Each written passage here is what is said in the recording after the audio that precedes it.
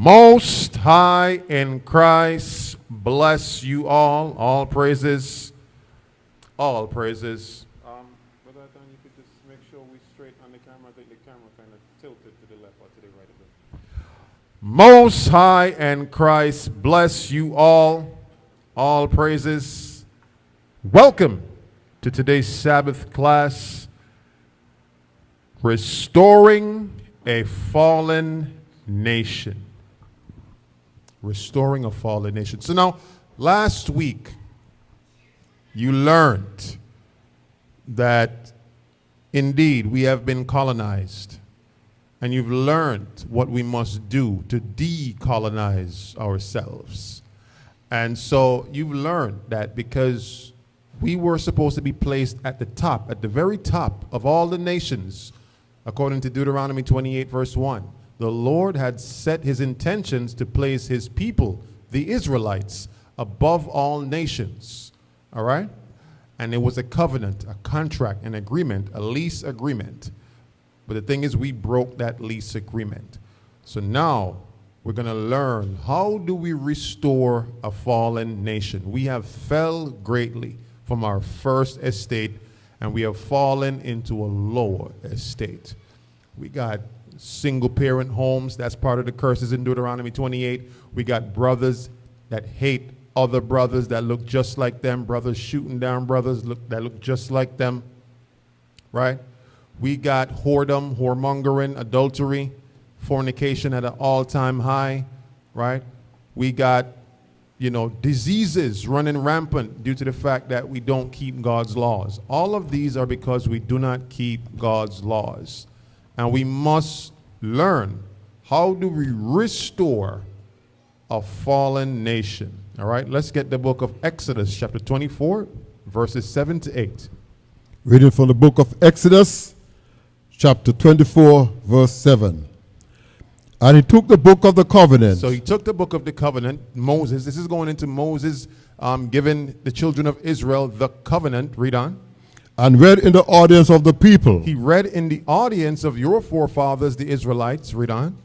And they said, all that the Lord has said we will do, and be obedient. They said, everything that the Lord has said and commanded in the scriptures, we will do and be obedient. This was your forefathers entering into the covenant. All right? And the scriptures say it's not just for those who were back then. It's also for those who are not there now. All right? Good. So read on. Verse 8. And Moses took the blood and sprinkled it on the people. Sprinkled it on the people. And said, behold the blood of the covenant which the Lord hath made with you concerning all these words. All these words. So it was a blood covenant. He took the blood, sprinkled it on the people because it was a blood covenant. Who knows anything about blood covenants? There's only one way out of a blood covenant, and that's what? Through what? Through death. Absolutely. So your forefathers entered into a blood covenant, and so now you, the descendants of your forefathers, are still in that same covenant. You're not out of it. It's a blood oath, a blood pact that was made that transcends beyond generations. So you may say, well, I didn't know I was an Israelite. It don't matter. The Lord said to take up this book of the law and to read. Take up the book of the Lord and to open it and read. You understand? So you're not excused for your absence of knowledge or your ignorance of knowledge. The Lord already told our people to open up the book of the Lord and to read. All right? So your forefathers entered into a blood covenant. And as you know, we broke the covenant because we're not keeping the things that are listed in the covenant. What's the covenant? The first 5 books. Genesis, go all the way to Numbers. All right? Those are the laws prescribed for us in our constitution. Yes, our people have a constitution. All right? Let's get the book of Daniel, chapter 9 and verse 9. And we'll read down to verse 14. Daniel, chapter 9 and verse 9. We'll read down to verse 14.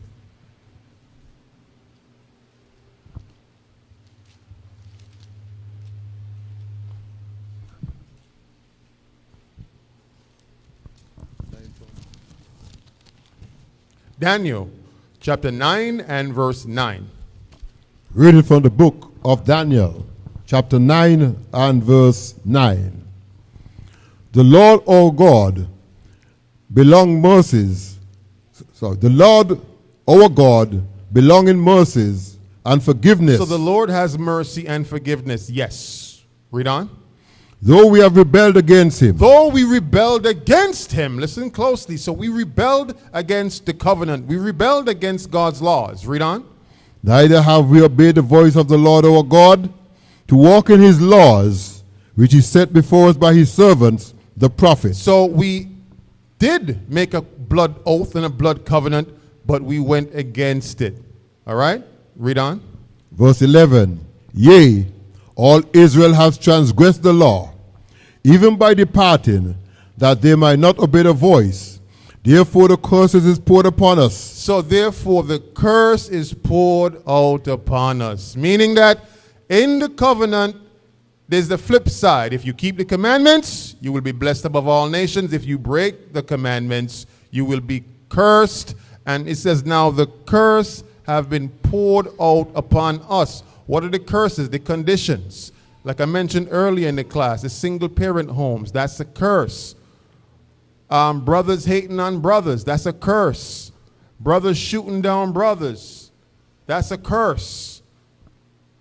Adultery, fornication. Imagine you have a wife and a spirit just jump on her to say, you know what, I'm not going to lay with my husband no more. I'm going to be with another man. That's a curse. Right? That mentality, I'm showing you the mentality, the perpetuation of that sinful mentality, those are the curses. The sin itself is to commit the adultery, but to perpetuate or to continue that mentality that I must do this in order to thrive in my livelihood, you are literally part of the curses that plague our people. Do you understand? That mentality of thinking, that modality of thinking, that modus operandi. Read on. And the oath that is written in the law of Moses, the servant of God, because we have sinned against him. Read. Verse 12.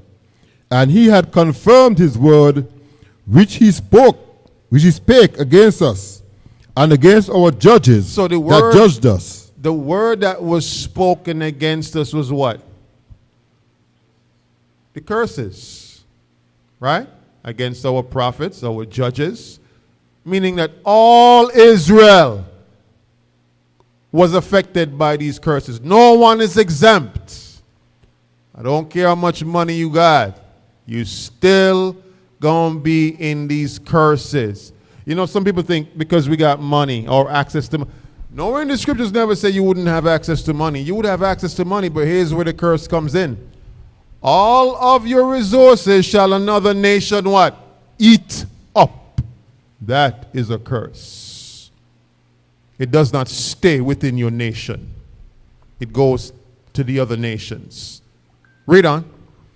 By bringing upon us a great evil, for under the whole heaven had not been done as had been done upon Jerusalem. Read. Verse 13. As it is written in the law of Moses, all this evil is come upon us.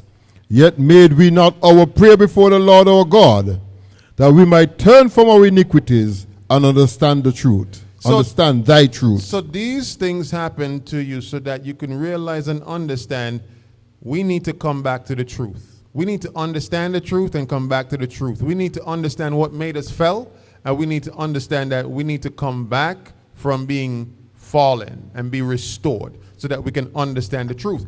That's why you're learning these classes, so you can understand his truth. That's why you've been taught how to repent, so you can understand the truth. Read on. Verse 14. Therefore had the Lord which watched upon the evil and brought it upon us. For the Lord our God is righteous in all his works which he doeth, for we obey not his voice. Read on. Verse 15. And now, O Lord our God, that hast brought thy people forth out of the land of Egypt with a mighty hand, and has gotten thee renowned. As at this day we have sinned, we have done wickedly. We have done what? Wickedly. We have done what? Wickedly. Wickedly. Read on. Verse 16. O Lord, according to all thy righteousness, I beseech thee, let thine anger and thy fury be turned away from the city Jerusalem, thy holy mountain, because of our sin, and for the iniquities of our father. Jerusalem and thy people are become a reproach to all that are about us. So the only how the Lord will turn his anger from us is if what? We come back to the what? The covenant. You must come back to the covenant. It doesn't matter how much you pray, Lord, take it away from us. Lord, we're in distress. Lord, we dying out here. Lord, hear our cry. Lord, it's contingent upon one thing and one thing only. Are you going to come back to my covenant? That's it. And that's why he sends who? To deliver his message. His prophets that will now teach you according to the covenant of what you must come back to. Let's get the book of Baruch, chapter 3 and verse 8 in the King James Bible Apocrypha. The book of Baruch, chapter 3 and verse 8. The book of Baruch, chapter 3 and verse 8.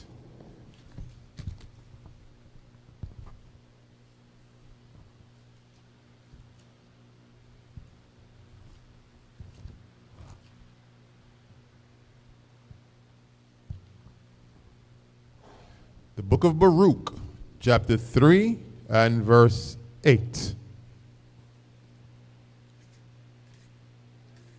So this is what you must understand. In order for us to actually get our prayers heard, the scriptures tell you must be keeping what? God's laws. Proverbs 28 verse 9, it shows you your prayers are an abomination unto God if you turn your ears away from hearing the law and doing the law. John 9 and 31, what does it say? For we now know that God heareth not what? Sinners. You understand? God does not hear sinners. So it should behoove you to understand thy truth. Like it mentions in the verse earlier, truth is what? Keeping God's laws, keeping God's commandments. Good. So let's get the book of Baruch, chapter 3 and verse 8. That's on page 104 of the King James Bible Apocrypha. Reading from the book of Baruch, chapter 8 and verse 8. No, chapter 3. Chapter 3 and verse 8. And verse 8. Behold, we are yet this day in our captivity. We are yet this day in our captivity. Read. When thou hast scattered us for reproach and a curse. He has scattered us in the four corners of the earth for a reproach and for a curse. Read on. And to be subject to payments. And to be subject to payments. So these payments that you have are curses that has befalling our people because, yes, you're going to make money. Stop thinking that when we talk about our people are cursed, oh, we just out here poor and we ain't got no money. You got money. You're the greatest nation on the face of the earth, even in your captivity. But every dollar you make gonna go to the other nations. Because our people love ourselves somewhat. Some designer, right? Do you know all of those designers, the things that you buy, the last names of those things are the names, the surnames of the other nations? Ferragamo, right? You got your Prada, you got your Gucci, right? All of these things that our people highly covet. They go to the other nations. Oh, when I get $1 million, I want to go buy a Ferrari. Ferrari is an Italian man, right? I want to buy a Bentley, German, a BMW, German. Do you realize everything that our people strive to get belongs to, it enriches. It sends their children through school, through college.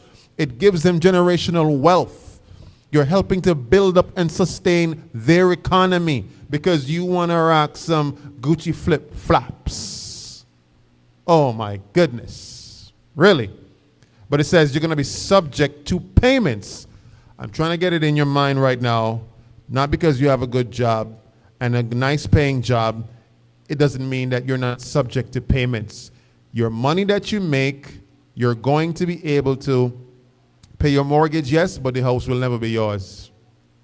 You know why? There's something called property taxes, that even if you proverbially finish paying off the house, you still owe property taxes. And if you don't pay property taxes, guess who takes it back? The state, the government, the bank, still. They come back for that thing. Right? The state go with that thing. So you have the illusion that it's yours. It's not truly yours. And they set it up that way because you are subject to payments. You're subject to taxes. You're subject to bills. You're paying for things that the Lord provided to be natural. You're paying for water, air, right? You're paying for natural elements, right? You're paying to harness the power of the sun. You're paying, look, I got solar in my house, right? You still got to pay to put in the solar. You still got to pay to maintain it. All of these things that they have now fashioned because you are a dollar bill to them.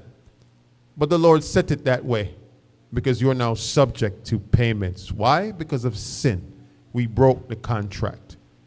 Finish out that verse. According to all the iniquities of our fathers, which departed from the Lord our God. Which departed from the Lord our God, which departed from the law, departed from the contract, departed from the covenant. That's why our people are in the condition today. You understand? That's why you're going to have the other nations coming against us so boldly. That's why you're not going to have a Chinese Trayvon Martin. You're not going to have a Japanese Eric Garner. You're not going to have an Indian Breonna Taylor. These things happen to our people predominantly. I'm not saying things don't happen to other nations. I'm saying by and large, statistically speaking, we're the ones that fill up the prison houses. Like the scriptures say, my people are what? Trapped in prison houses. My people are suffering for a lack of what? Knowledge. All the other nations are watching it happen to you, and you think you're on par with them because you got a nice job, because you got a nice apartment, because you're able to buy things to fill your apartment that comes from the Chinese makers, that come from the Japanese makers. Oh, look at my nice apartment, Captain, that has all of these accoutrements in here that come from the other nations. I went into purchasing all of these things that make the other nations rich. So I feel a status symbol on me. You're a mark to them. You're a dollar to them. But they have now give you this disillusion of thinking that these things that you purchase from the other nations give you some status symbol. I mean, that's why we told you last week you got to decolonize your mind. Because you have been decolonized, your idea of thinking living a good life is what? I drive a nice car, other nations. I'm living in a nice apartment. Where all the things that I fill up from it come from the other nations. I'm wearing designer clothes, colonization. You're what you call is you're a Negropean. That's what it is. You're a Negropean. And don't be upset. All of us at one point in time, we've been what? Negropeans. But we're calling you to come out of being a Negropean. Decolonize your mind so that you can restore your nation. But first you must have pride in your nation and understand your nation is the greatest nation upon the face of the earth. The greatest. But you must go back to which you once fell from. Let's get sin. 1 John 3 and verse 4. You must understand to go back to where you fell from. You must understand what were the conditions that made you fell. 1 John chapter 3 verse 4.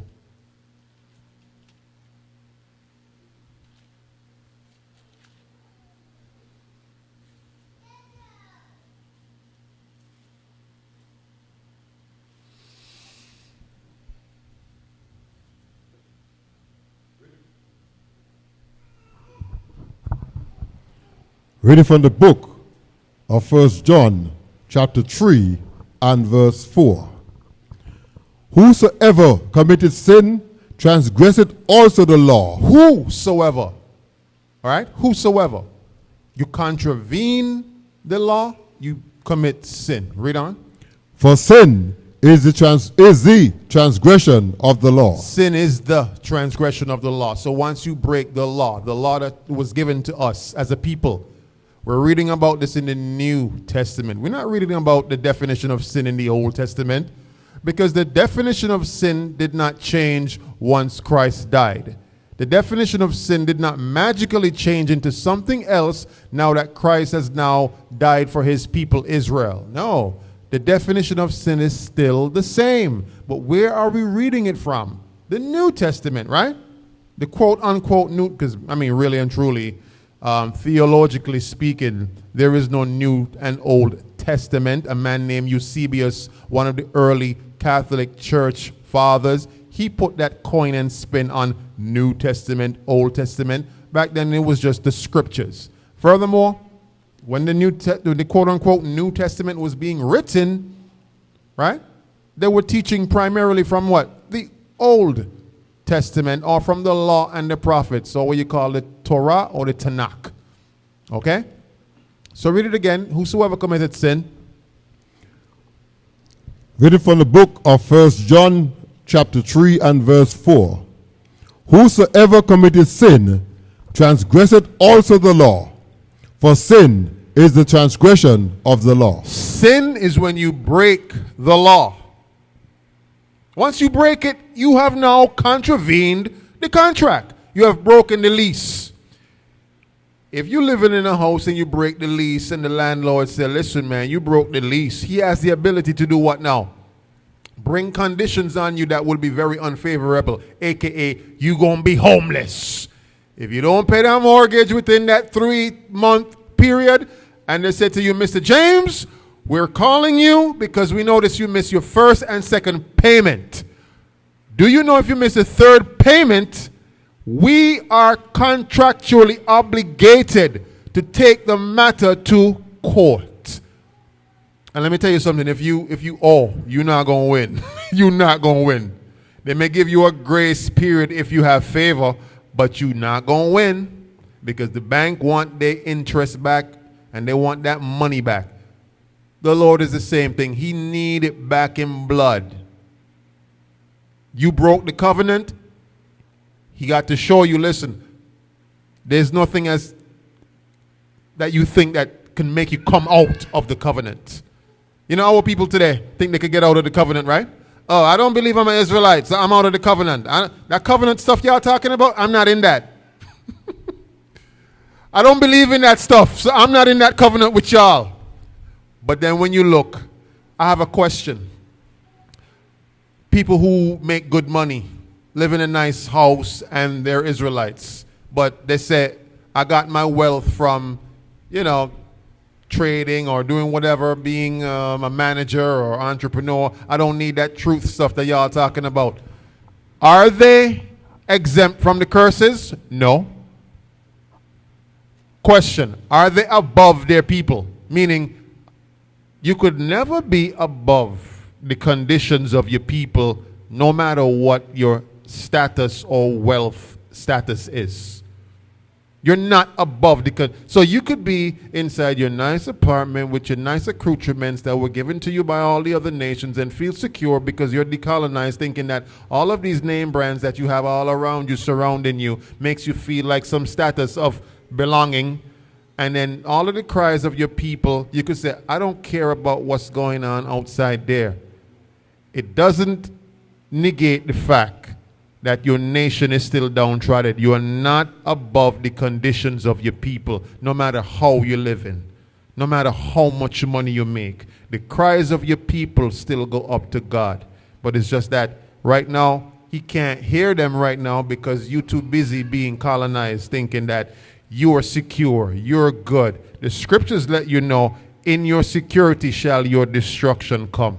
You're thinking that you good, food in your cupboard, everything is good, your bills are paid. I'm good, so I'm not cursed. The curses ain't whether or not you got money, my boy. You understand? The curses is not whether or not you got a job. my sister. In fact, the scriptures do tell you you're going to have a job and make money, but it's not going to be yours. You're going to work till you die to provide for the other nation's wealth. If that ain't a curse, then I don't know what is. You work so hard from sundown to sunup. You say, I'm this great entrepreneur. Everything you work for, it belongs to the other nations. And it's because of sin. Let's get the book of Ecclesiasticus, the book of Sirach in the King James Bible Apocrypha, chapter 17 and verse 13.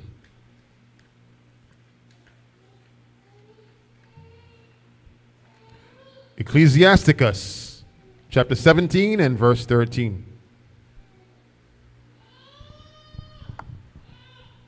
Reading from the book of Ecclesiasticus, chapter 17 and chapter verse 17, 13. verse 13. Watch this. The eyes saw the majesty of thy glory, and their ears heard his glorious voice. Read that again. Their eyes saw the majesty of his glory. So the majesty of his glory. What is this talking about? The majesty of his glory is talking about the goodness of the Lord's blessings. Everyone understands? Read on. And their ears heard his glorious voice. Their ears. Now, how do we hear the voice of the Lord? Who could tell me? Because, you know, in modern day Christianity, they think you're going to hear an audible voice. How do we hear the voice of the Lord today? Through the what? Tell them for me, Captain, on the microphone. Just turn it on there for me real quick and just tell the people, tell the good people out there, how do we hear the voice of the Lord today? It ain't on. Put it on.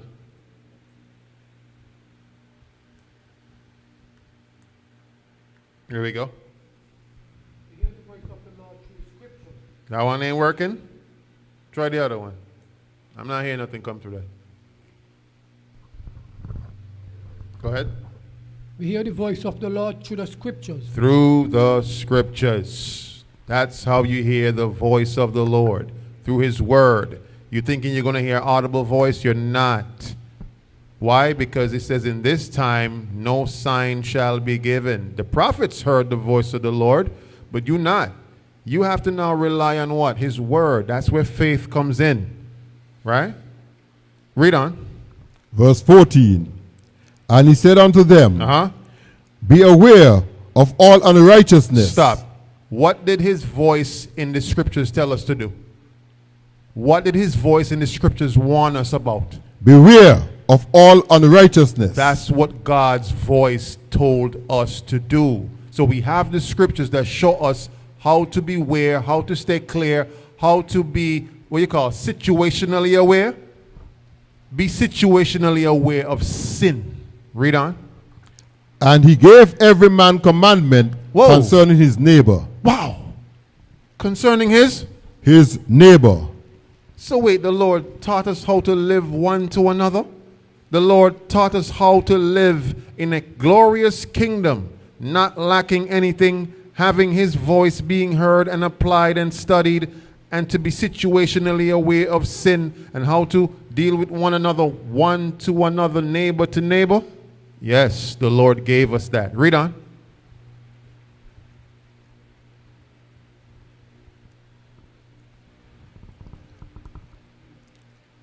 Verse 15. Their ways are ever before him, and shall not be hid from his eyes. Good. Shall not be hidden from his eyes. The Lord sees all. So he absolutely saw when we fell from grace. He absolutely saw when we contravened the law, because he gave us these laws. You can't say, well, I don't know about these laws today because, I wasn't taught. He taught your forefathers. We went into captivity. You grew up as a good slave. The book told you to open the book of the Lord and to read. You deny it. You don't want to read that thing. You say, I'm into Buddha. I'm into Muslim. I'm into Jehovah's Witness. I'm into Seventh-day Adventism. I'm into modern-day Christianity that don't teach the truth. Listen, Christianity give you about what? 3 good scriptures every Sunday. 3 good scriptures. For the past 10 years, the same 3. They don't go through the scriptures. You can't say you're learning the Bible precept upon precept. Okay? Let's go to another precept real quick. All right?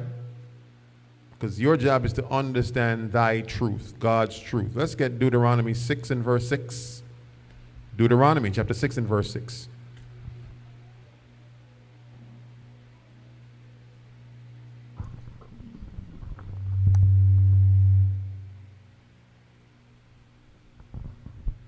Deuteronomy chapter 6 and verse 6. Reading from the book of Deuteronomy, chapter 6 and verse 6.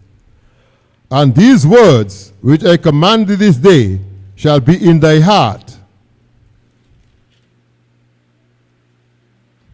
Read on. Verse 7. And thou shalt teach them diligently unto thy children. Oh, you shall teach them diligently unto your children. So your children are supposed to be educated with what? God's laws. That's what this is talking about. Educating your children with God's laws. The same way you're learning about this truth, you have to now teach your children the truth. Teach them the commandments. Anywhere from age what? 1 come all the way up. Right? Your children supposed to know from the age of 1 who is the Most High God. If you say to my 1-year-old son, if you say, all praises, guess what comes out of his mouth next? He says, Yahweh. If you ask my daughter, right, all praises, what's she going to say? She going to say, to Yahweh, right? So they got to learn this thing because you have to teach them. That's what I'm saying. Instead of teaching them, all of this westernized culture, teach them about what the Lord said. Read it again. Teach them this. Come on. Verse 7. And thou shalt teach them diligently unto thy children. Now read from verse 6. Deuteronomy chapter 6, starting at verse 6. Watch this. And these words which I commanded this day. Stop. What words did he command us this day? The law, the law, the law. This is what the Lord is telling you. You got to teach your children the words that he commanded you that day. But many of us prefer to just teach our children foolishness. Right? They know all the TikTok songs. They know all the foolish gyrating songs. But you would never sit them down and teach them what does God's law say. But you say you want to enter into the kingdom. Guess what? If you go against this law, then you cannot restore a nation. There's no restoring of the nation of the children not involved. And that's why children go wayward. All right? Let's get Proverbs 22 and verse 6. That's why children go wayward, because they're not being taught what they're supposed to be taught. Now, I'm not saying that children cannot go off and do their own thing, right? Even if you do teach them, right? We understand that. But it says this in the book of Proverbs 22 and verse 6. Reading from the book of Proverbs, chapter 22 and verse 6. Listen up. Train up a child in the way he should go. Train up a child in the way he should go. Read on. And when he is old, when he's older, he will not depart from it. He will not depart from it, meaning he will remember what was taught to him as a child, but he will know in his heart whether or not he's going off. He will know for himself, this is not what was taught to me as a child. I am deciding and making my own decision to go off. That's going to be on them when they're grown. But you did your part. When you face the Lord on Judgment Day and he asks you, did you teach your children my laws? You should be able to boldly stand and say, yes, Lord, I taught them the commandments. I taught them about the Sabbath. I taught them about the feast days, Passover. They kept it with me. You're not supposed to be out here restoring a nation and your own children not keeping the laws. You got to, and if, guess what? I understand some of you watching, your children may not live with you. I get that. They're not under your house. They're grown. They're out there doing whatever they're doing. The time for that has gone. But it's not to say, if you have a good relationship with your children still, they're grown, you can absolutely still teach them, right? They may not want to, 'cause, you know, when you're grown, what our grandmothers used to say? Oh, you smell your own pee now. Oh, you smell your pee now. Oh, you got hair under your arm now. So you so our grandmothers used to say, listen, I'll talk to you, you know, but I know you're not going to listen because now you smell your own pee. But just know when you're talking to me, straighten up yourself, young man, right? When they're older, they will not depart from it. They shouldn't depart from it. They will know they're contravening based on what was taught to them. And hopefully, through prayer, you can bring your children back like the prodigal son. The prodigal son is an allegory of Israel going off and being in captivity and then returning back to the Lord. How many of you knew that? That the prodigal son is an allegory of Israel returning back to the Lord. And the Lord dressing him in the finest linens and raiment when he comes back to being restored, come back to being a nation. It's an allegory of Israel. But however, your children being taught this truth is very important. It's one of the building blocks of restoring a nation. You cannot have a nation being restored without the children learning what they're supposed to learn. Because if you look around society right now, you got what they call them YNs. I really hate that term, but it is what it is. The YNs, right? For those of you that don't know, the young Negroes, they're running around with extended magazines shooting up the place. Doing crazy stuff. Selling drugs, committing whoredom, committing adultery. I heard one young man say, listen, man, what are you doing tonight? We're doing the same thing we do every night. What do you mean? Down by the whorehouse? What do you mean? And then after that, we're going to count up these bullets to see how much men need gunshot. What? How old were they? Under 20. It's crazy. I know back in my day, they had some order, they had some structure. They couldn't go past the OG and stuff like that. Now today, it's just like anything goes. Listen, I was listening to a short podcast recently. No, it was a snippet from a podcast. And a music artist went down to Colombia to shoot a music video. And, you know, he had the allegiance of Pablo Escobar's brother. That was good. That was in the hood. That was going to shoot the music video there. There had some YNs that came out, some young dudes. They said, yeah, y'all not shooting no video here. And they said it in Spanish. And so the guy who was with them, the translator, he was like, yeah, they say y'all can't do nothing here. It was like, wait, Pablo Escobar is your brother. You supposed to got some say-so. They was like, they say you not doing it here. And so they said something else in Spanish. Dinero. What? Dinero? Yeah, he said that to get out of here, y'all got to pay money. Oh, so wait, we kind of a little kidnapped? He said, yeah, a little bit. You're a little. Oh, you could be a little kidnapped. He said, you're a little kidnapped. They don't respect order and structure like the way they used to, right? What I'm saying is because without the scriptures, our young men, our young women, they're going to go off. They're not going to have no respect for authority, leadership. It says you're supposed to respect the hoary head man, the man with the... Listen, I've seen young dudes just walk past a man that looked like Captain. You see a man that looked like Captain of that age, that stature in life, you say good morning, good afternoon. Your manners... And I had to tell my son this, I picked him up to carry him to the dentist Thursday. Was it Thursday? Thursday, right. And so... I guess he was all, you know, up in arms about whatever he had to go and do. So he jumped in the car and he was just kind of sulky. I said, good morning, son. He said, good morning. I said, no. Good morning, who? He said, oh, yeah, good morning, daddy. And that was the first time he ever did that, right? And so I said, I know you're getting older, right? You're a teenager now. But never forget your manners. Your manners is what's going to carry you through life. You understand? When you walk into a building, say good morning, sir, good afternoon, sir, good morning, ma'am, good afternoon, ma'am. Your manners is what's going to carry you. It's going to precede your name. They're going to always remember that was a very mannerable young man, that was a very mannerable young woman.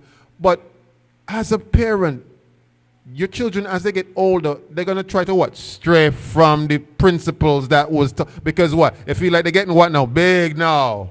I ain't going to say no good morning. I mean, I see you every morning. That's how they feel, right? I see you every morning. I ain't going to tell you no good morning. But you got to instill it in them.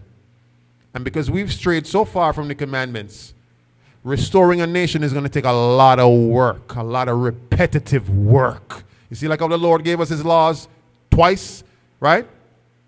Leviticus, and then back again in Deuteronomy. Deuteronomy means second law. A repeat of the laws that were given first. Because Israel is what? Stiff-necked and hard-headed. So train up a child in the way they should go. Let's get Sirach. Let's go back to Ecclesiasticus 7 and verse 36. The book of Sirach, chapter 7 and verse 46. So we're restoring a nation, but it's going to take work, effort on all fronts. Okay? Training up your children. Right? For those of you that got teenage children as well, you got to teach them, listen, having boyfriends and girlfriends, that's not in the scriptures. Right? And you got to teach them. No, when it comes to having sex, there's no sex before marriage. You understand that? You got to teach them, because this culture of hypersexuality is very prominent. It's running rampant among our youth. If your child gets an Instagram account, you will be amazed at the accounts that they suggest for your child to start following. They're not following nobody. If you set up a dummy account right now and there's no followers, it will suggest for you to follow Nicki Minaj. What's the other one named? The one with the red hair. Sexy Red, Lotto, Cardi B. Why is the Instagram suggesting for your 13-year-old daughter to follow these whores?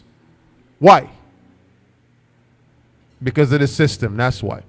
Sirach 7 and 36.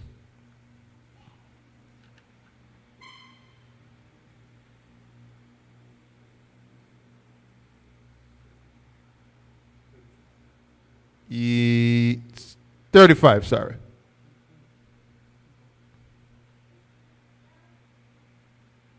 Start from 34.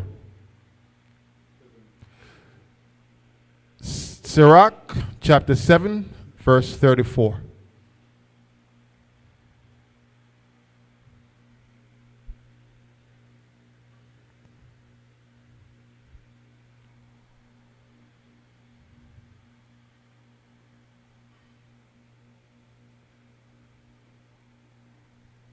Sirach chapter 7, verse 34. Yeah, it's crazy out here, man. I mean, why should Instagram be suggesting these things for your children to watch and to listen to, right? It is absolutely insane. And that's why so much hypersexuality is running rampant among the youth, right? You got youth out here having sex as young as 12 years old. Shoot, even younger than that. I am flabbergasted at what is happening among the youth. But it's because they're not being taught right, not being trained up right. They just don't have the resources from the parents who were taught God's laws. They were taught worldly things, all right? So let's get that. Sirach chapter 7 and verse 34. Reading from the book of Sirach or Ecclesiasticus chapter 7 and verse 34. Come on. Fail not to be with them that weep, So don't fail to be with them that weep, all right? and mourn with them that mourn. And mourn with them that mourn. So when it comes to having a sense of community, our people need to get back to that. Now, do you notice, right, that in today's time, they teach you how to be what? Very separate, be individualite, be into individualism. I'm walking my own path by myself. I'm just here by myself, by myself, by myself. But having a sense of community, mourning with those that mourn, weeping with those that weep, brings you closer together as a nation. Okay, so in restoring any nation, We need to get a sense of closeness. All right? Or come back to being close. We used to be close, but now we're not close anymore. Right? And so, with our colonization, we're taught to disband from family members, disband, all right, from each other as a people. All right? Let's get, finish it out for me. Finish it out. Finish it out. Go ahead. That was it.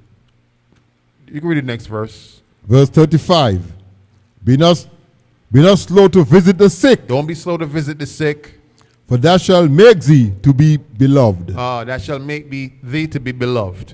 So we have lost that sense of community, that sense of coming together, that sense of unity. And in order to restore our nation, we're going to have to come back to these things. We used to do these simple things where we just go and visit the sick, speak life into them. The men of the Lord used to go and visit these men, speak life into them, teach them the commandments, teach them about what sins they may have been trapped up in, so that they can get healing. We used to go and mourn with those that mourn, weep with those that weep. It's part of community. Y'all get the point? We got to come back to, but now today is like, that sounds like a you problem. That sounds like a you problem. That ain't my problem, that's your problem, I got my own problem. But it says to weep with those that weep. Let me tell you something, as you go up the ranks of leadership, your job is to assist those who are going through stuff. Listen, sometimes your week is not your week. You got things to do if you ascend to leadership, but it is not your week. Your job is to assist everyone who's going through their stuff too, as well as your own stuff that you got going on as well. If I tell you how many councils have been on this week, you would say, no way, General. But it's part of the job. You understand? And so, let's get Deuteronomy 32 and verse 7. Sense of community is and community is what's going to bring us back to who we were. But the children is a very, very integral part of the community. Deuteronomy 32 and verse 7. Reading from the book of Deuteronomy, chapter 32 and verse 7. Remember the days of old. Remember the days of old. Come on. Consider the years of many generations. Read.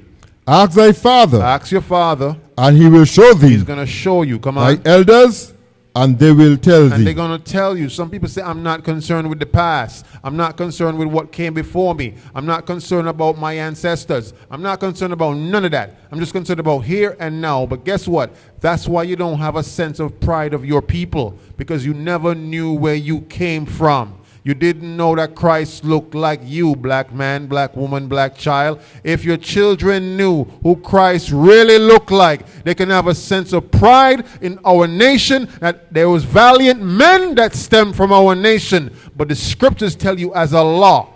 Mind you, this is, I'm keeping all the laws. Are you? We're reading from a law right now. It tells you to remember the day. So wait, anybody that say, I ain't concerned about back then. Are you breaking the law? Question, Israel. If you say I'm not concerned about back then and my forefathers, are you breaking the law? Absolutely. Read it again from the top. We're reading from the law. Deuteronomy chapter 32 and verse 7. You may not have considered this.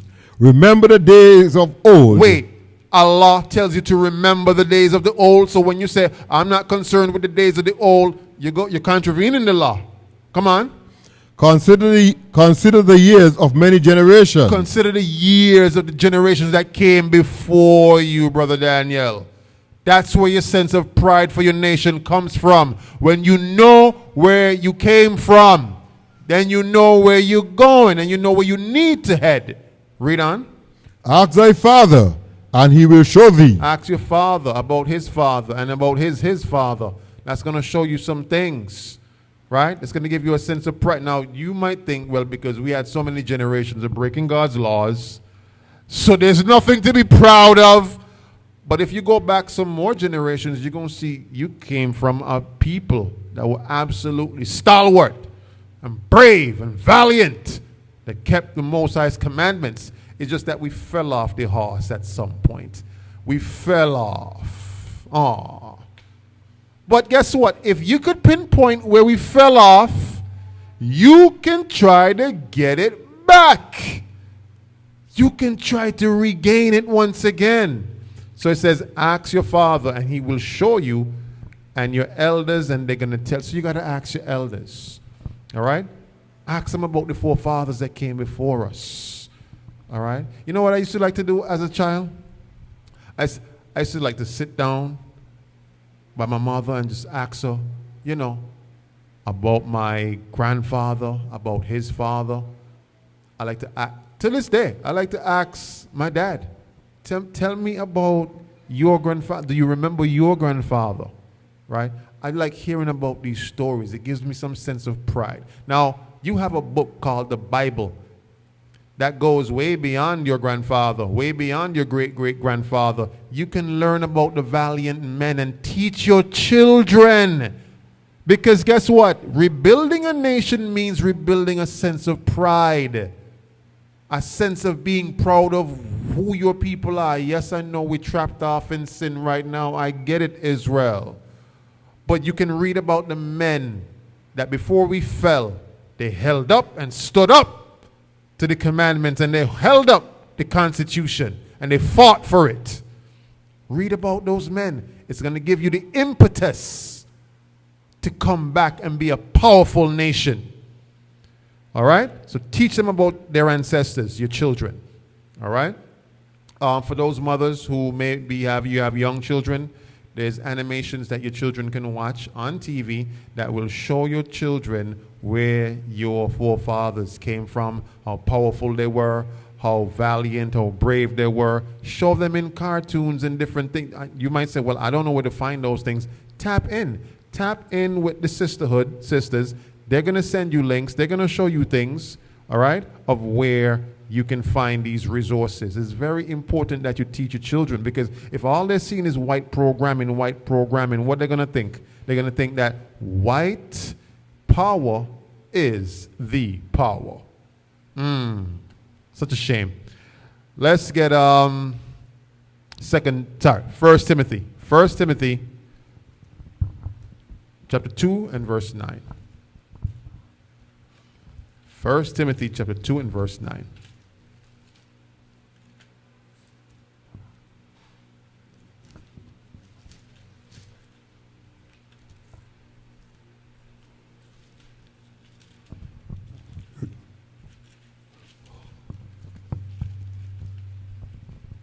Reading from the book of 1 Timothy, chapter 2 and verse 9.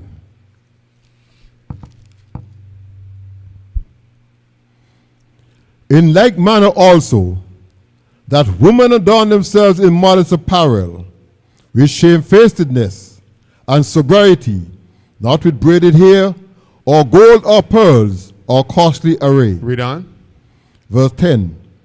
But which becometh woman professing godliness with good works. We got to get back to our women being this.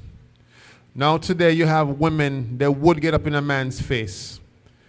That's not being shamefaced. You're commanded to be shamefaced. Now, this is based on the piety or the faith that a woman is supposed to have. And that comes from the law. How a woman is supposed to conduct herself. A woman is supposed to, like in Genesis chapter 3 mentions, is supposed to be in submission to her husband. But now, today, you have women, because they have been colonized and westernized. How do they speak to their men? How do they speak to their men? They speak to the men. Like last week you learned about how the women have been what? Punished by the Lord for what? Having what kind of necks? What kind of necks? Stiff neck. Stiff neck, right? Or that wagging neck. You know that neck that say, who you think you talking to? My boy? You just call me a what? Sister. That has been taught to you. That has been taught to you because, again, it's what you've seen on Instagram, what you've seen on social media, what you've seen on shows. And listen, our women never used to speak to our men as much as even eyeballing them, like looking them in the eyes like who you think you, and responding back and arguing. And But today, our women will absolutely argue. Our women will absolutely try to go toe to toe, head for head, right, with their husbands. So read it again. It says, in like manner also that women adorn themselves. Read it for the book of 1 Timothy chapter 2, verse 9. In like manner also, that women adorn themselves in modest apparel, with shamefacedness and sobriety, and not with braided hair, or gold, or pearls, or costly array. Read on.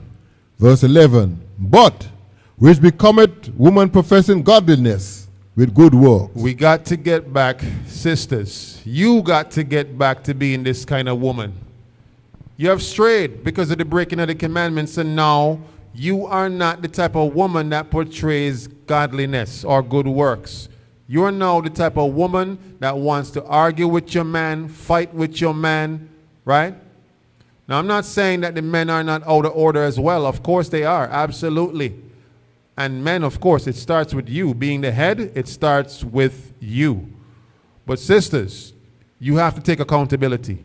Sisters, you must look at the scriptures and realize you're not in alignment with what the scriptures say you should be. And that should be your indicator or your check mark. Like, okay, I'm checking off the boxes. I'm not in alignment.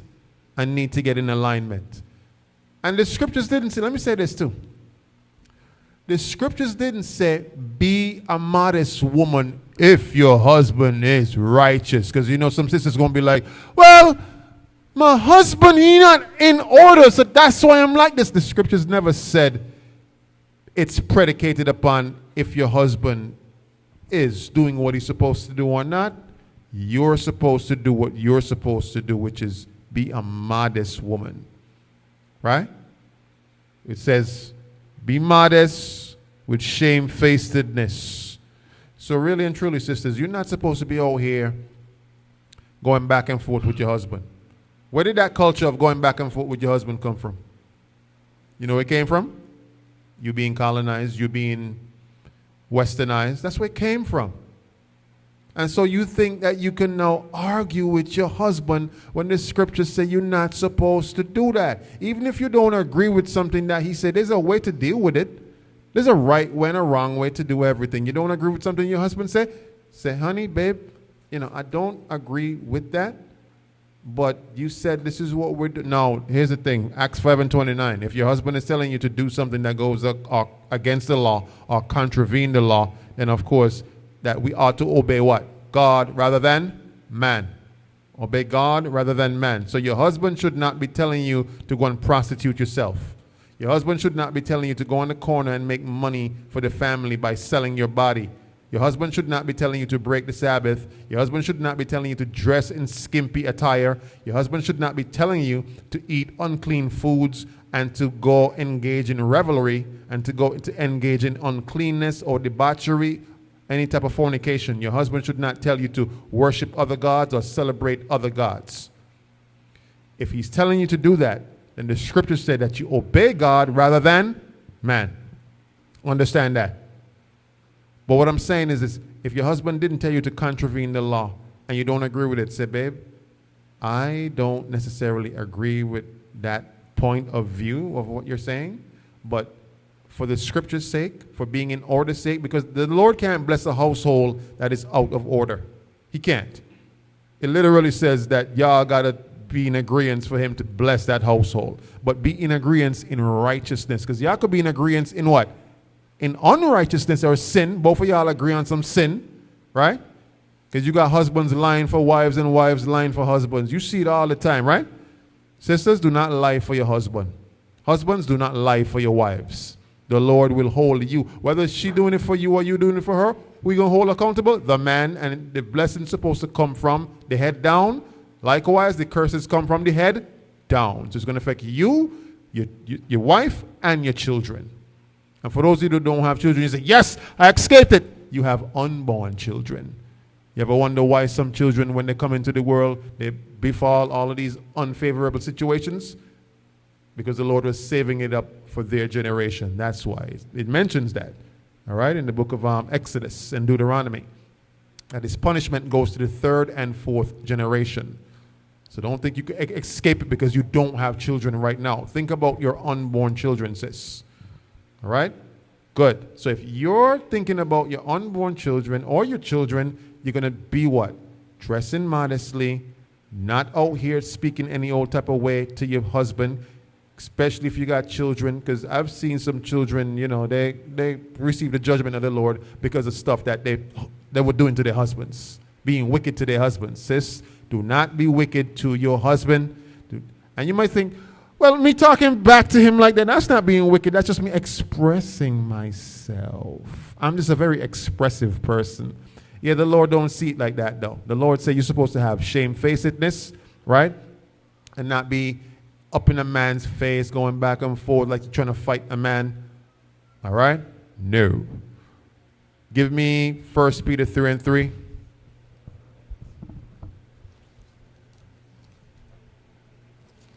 First Peter 3:3.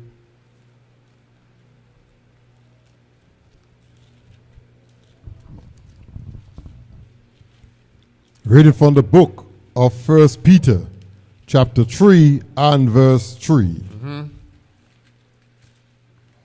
Whose adorning, let it not be the outward adorning. Let it not be the outward adorning. So sisters, I know because you're the princesses of Israel, and I know, you know, our women are so beautiful, the daughters of Israel, the daughters of Zion, the princesses of Israel, right? Beautiful sisters. And I know you want to focus on your accoutrements and your beauty, but don't let that be the primary thing of your focus. Read on. That outward adorning of plaiting of the hair, Plaiting of the hair, and wearing of gold, and the wearing of gold, or of putting on of apparel. putting on of apparel, the clothes. Read on. Verse 4. But let it be the hidden man of the heart, Let it be the hidden man of the heart. Sisters, focus on what's going on inside of your heart. You could look as beautiful as you want to look, but if inside of your heart is dirty, and if inside of your heart you got disdain for your husband, and you despise this man, and you despise his order, you despise his God's structure and his leadership structure, then that says more about you than what you wear on the outside. Read on. in that which is not corruptible, even the ornament of a meek and quiet spirit. Wait, you're supposed to wear something more important. The ornament of a what? Of a meek and quiet spirit. Sisters, your quietness is your power. When you can be quiet in a man's presence who you just want to flip off, you just want to, I want to tell him so bad he don't listen to me. Sisters, sometimes what you need to do is just be quiet. He don't need to hear your point of view right now at this moment in time. But no, he needs to understand where I'm. Sis, I understand it. Read it again. That ornament of what? Even the ornament of a meek and quiet spirit. Sister, quiet your spirit. Because your emotions are what's going to get you in trouble, because you're going to say something that you can't take back. You're going to do something that you can't take back. You ever seen that movie? I won't even go into that movie because y'all going to go look it up, right? With Halle Berry. But anyway, when you're emotional, sisters, what's going to happen is you're going to have your judgment what? Thwarted.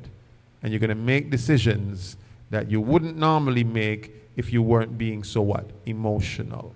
So sisters, you got to quiet your spirit, which means control your emotions. Read on.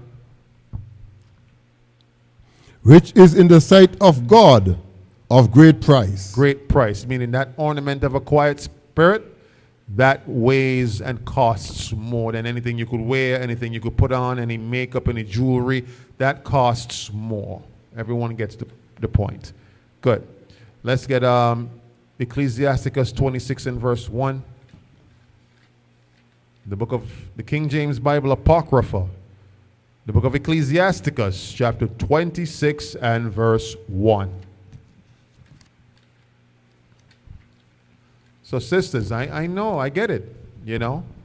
We have beautiful sisters in our nation of Israel, and so, you focus on your accoutrements and your painting of your nails and your makeup and your all of this stuff.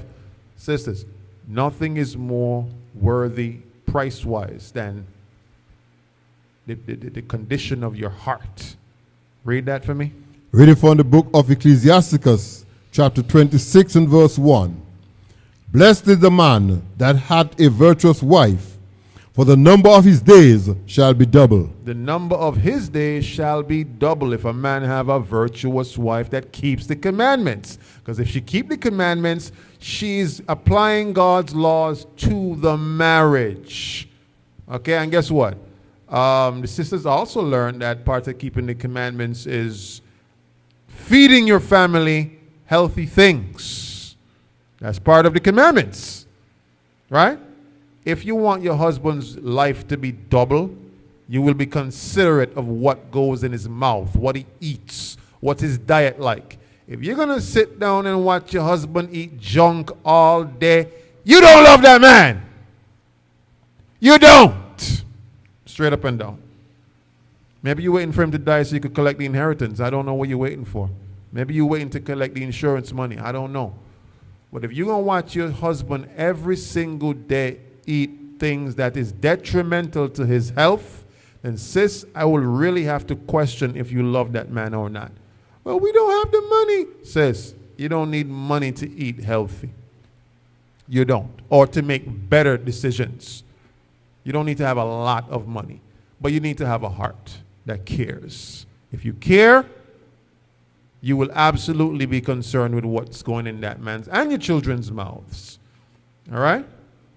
Don't just go in the store and just grab any old thing for your children, right? Because these things have what you call what? Forever chemicals. Who know what forever chemicals are? They stay there forever. Microplastics are in the diapers. Microplastics are in a lot of the Gerber foods, right? Heavy metals. Now we're learning that heavy metals are now in the Gerber foods that they go and give the children. So children are coming down with a lot of different ailments, right? And you don't even need to get vaccines nowadays for your child to be on the autism spectrum. They could just be eating the regular food you go and buy in the supermarket because a lot of toxic heavy metals are in those foods. Sisters, if you're in this truth, you're going to be up on game. That this is how you must provide for your family in that way. So read on. So it says a good wife. Reading from the book of Ecclesiasticus, chapter 26, you'll go back to verse 1. Blessed is the man that had a virtuous wife. Virtuous wife. For the number of his days shall be double. Number of his days is going to be double. Verse 2. A virtuous woman rejoiceth her husband, and he shall fulfill the years of his life in peace. Read on. Verse 3. A good woman is a good portion, which shall be given in the portion of them that fear the Lord. Read. Verse 4. Whether a man be rich or poor, if he had a good heart toward the Lord. Okay, so whether he rich or he poor, it's about if you have a caring heart, sis. Come on. He shall at all times rejoice with a cheerful countenance. Wow, that man gonna be in a cheerful countenance. So do you need a lot of money to be in a cheerful countenance with your spouse? No, you don't. But you have to have a heart that cares. If y'all care about one another, you're going to care about what y'all eat and what goes into y'all bodies. What verse you at? Verse 5, verse 6? Verse 4. Verse 4. Read on. Verse 5. There be three things that my heart feareth, and for the fourth it was so afraid. Okay, you could stop there. You could stop there. Let's get Deuteronomy 23 and verse 17.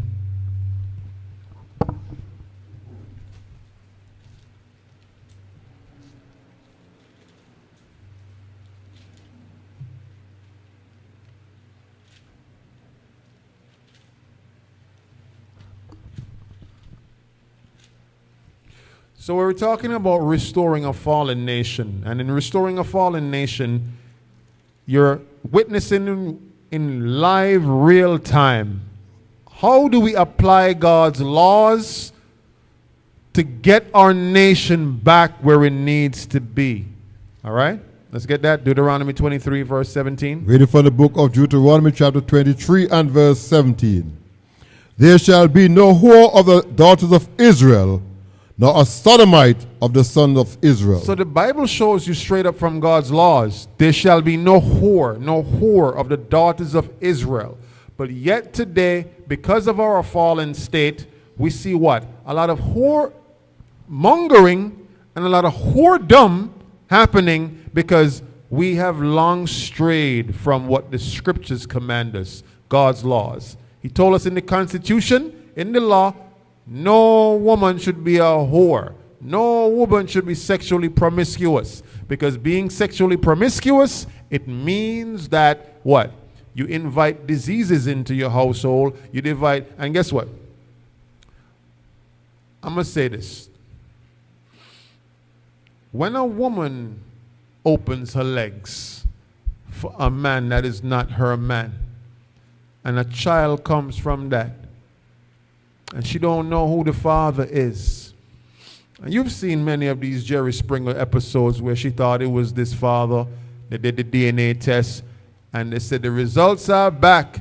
And in the case of 3-year-old Dante, you are not the father. And she like, oh my God. And she run behind the stage. She run around the parking lot. She come back in. She said, but I've did 5 DNA tests, and I don't know who is the father, who is the pappy. That's why you don't know who's the father. Because you should not be opening your legs for 5 different men. It causes confusion. That is confusion. Oh no, I swore he looked like this brother here. He got his nose. The result says, sis, he is not the father. She's convinced herself that he is the father. Look, he got his toenail. Right? He got eyelashes just like him. See, when he was that age, his eyelash looked just like his eyelash. Come on, sis. The problem is that you have engaged in modern day whoredom, and so you don't know who the daddy is. And that's a normal thing for you because of what? We have fallen so far. We have been westernized so much. But it says it should not be a sodomite of the sons of, read the last part, nor what? There shall be no whore of the daughter of Israel, nor a sodomite of the sons of Israel. No sodomites. Brothers, the law commands that you do not engage in homosexual activity. Why? Because you cannot restore a nation, right, of men pulling down their underpants for another man, pulling down your boxers for another man. What you're doing is you're stagnating the nation. The nation cannot grow. There cannot be reproduction. There cannot be a thriving of a nation. A nation cannot have continuity when you have young men who have been led astray into taking off their clothing to lay down with another man. A baby cannot be produced that way. A child cannot come forth in an unnatural, unorganic way, and thus you stagnate the nation by preventing growth of the nation. The Lord said we're supposed to be like the number of the sand on the sea. How are you doing that, but you laying down in the bed under the sheet, under the covers during the winter storm with another man? Talking about, you put the heater on yet? Brother, you off. And so, we're talking about restoring a fallen nation. This is one of the things. Now, I know that's a very strong spirit to get off. Like brothers who are already engaged in homosexual activity, you can't just like flip a switch and they're straight. I understand. A lot of it comes from growing up, they were abused sexually, they went through sexual traumas, people taking advantage of them when they were younger. It happens, especially in families. And in families, they cover that stuff up.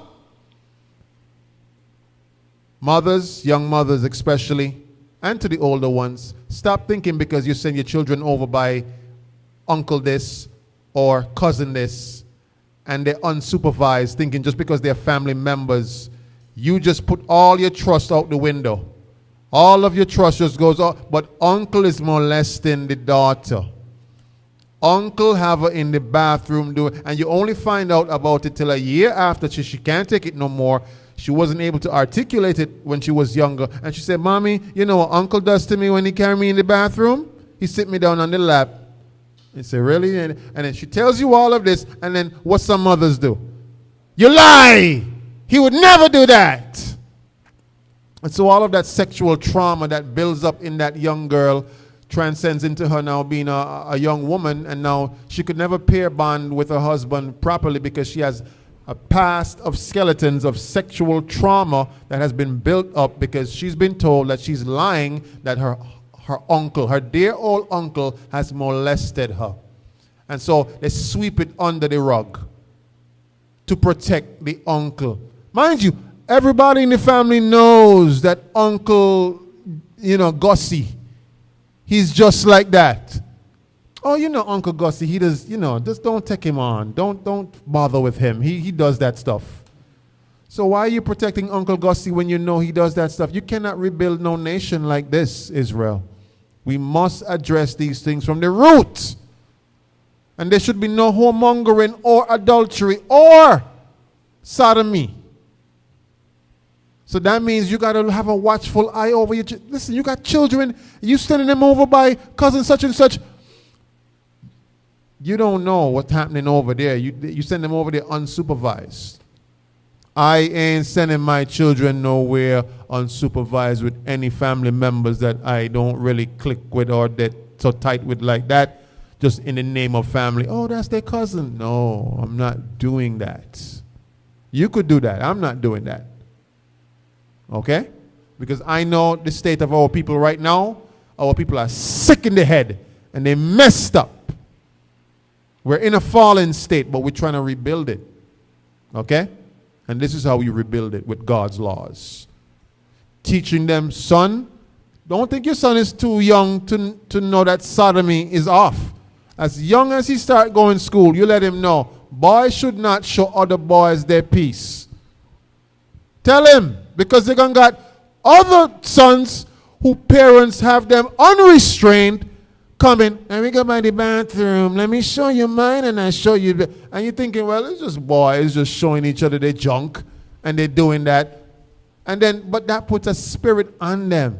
Now he get older, he trying to see other men's junk. Like, yo, I used to do this. Let me see yours real quick now. Let me see if like, no, I don't mean no gay stuff, bro. I just mean I want to see if like you packing like that. I'm just trying to see like if you but it's these spirits that's on him from since he was a child. It happens. You understand? And so you see even for the sisters, when it comes to young girls, in school, let's go around by the bathroom. I'll show you mine. And so this thing coming from home because they're listening to parents' conversations that they shouldn't be listening to or the parents shouldn't be having. And they come to school with the same stuff that they learn from home. And they teach it to your child. Mind you, they got no restraint on their children at home, but they come and bring. So it's like you trying to teach your children everything they should know according to the scriptures, and some other child comes to erase that which you have taught diligently to your child. So it's almost like, oh my gosh. But the thing is, the school system that they have now was not what we had back then.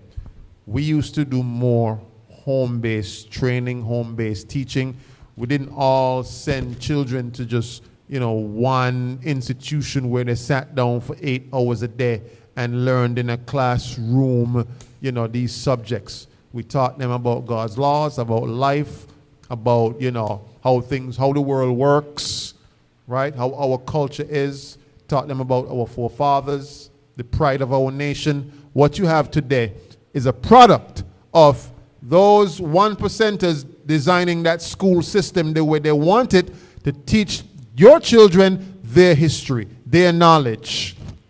So your children not learning what they're supposed to learn in school. They're in a system that has been designed for them that teaches them how to be robots. That's what your child going to school to learn, to be a robot. And that's why when you present the truth of the Bible, To them, they're like, what? That's in the Bible? Yes, Christ is a black man. It's right in the Bible. But they've been taught what in school? Christ is a white man. Oh, they've been taught also Christianity in school, right? And so when you bring out certain truths out of the Bible, let's say, wait, we never learned that in Sunday school. You won't, because you're part of a system that has been designed for you. They don't teach you the Bible in school or in Sunday school or in the Christian church.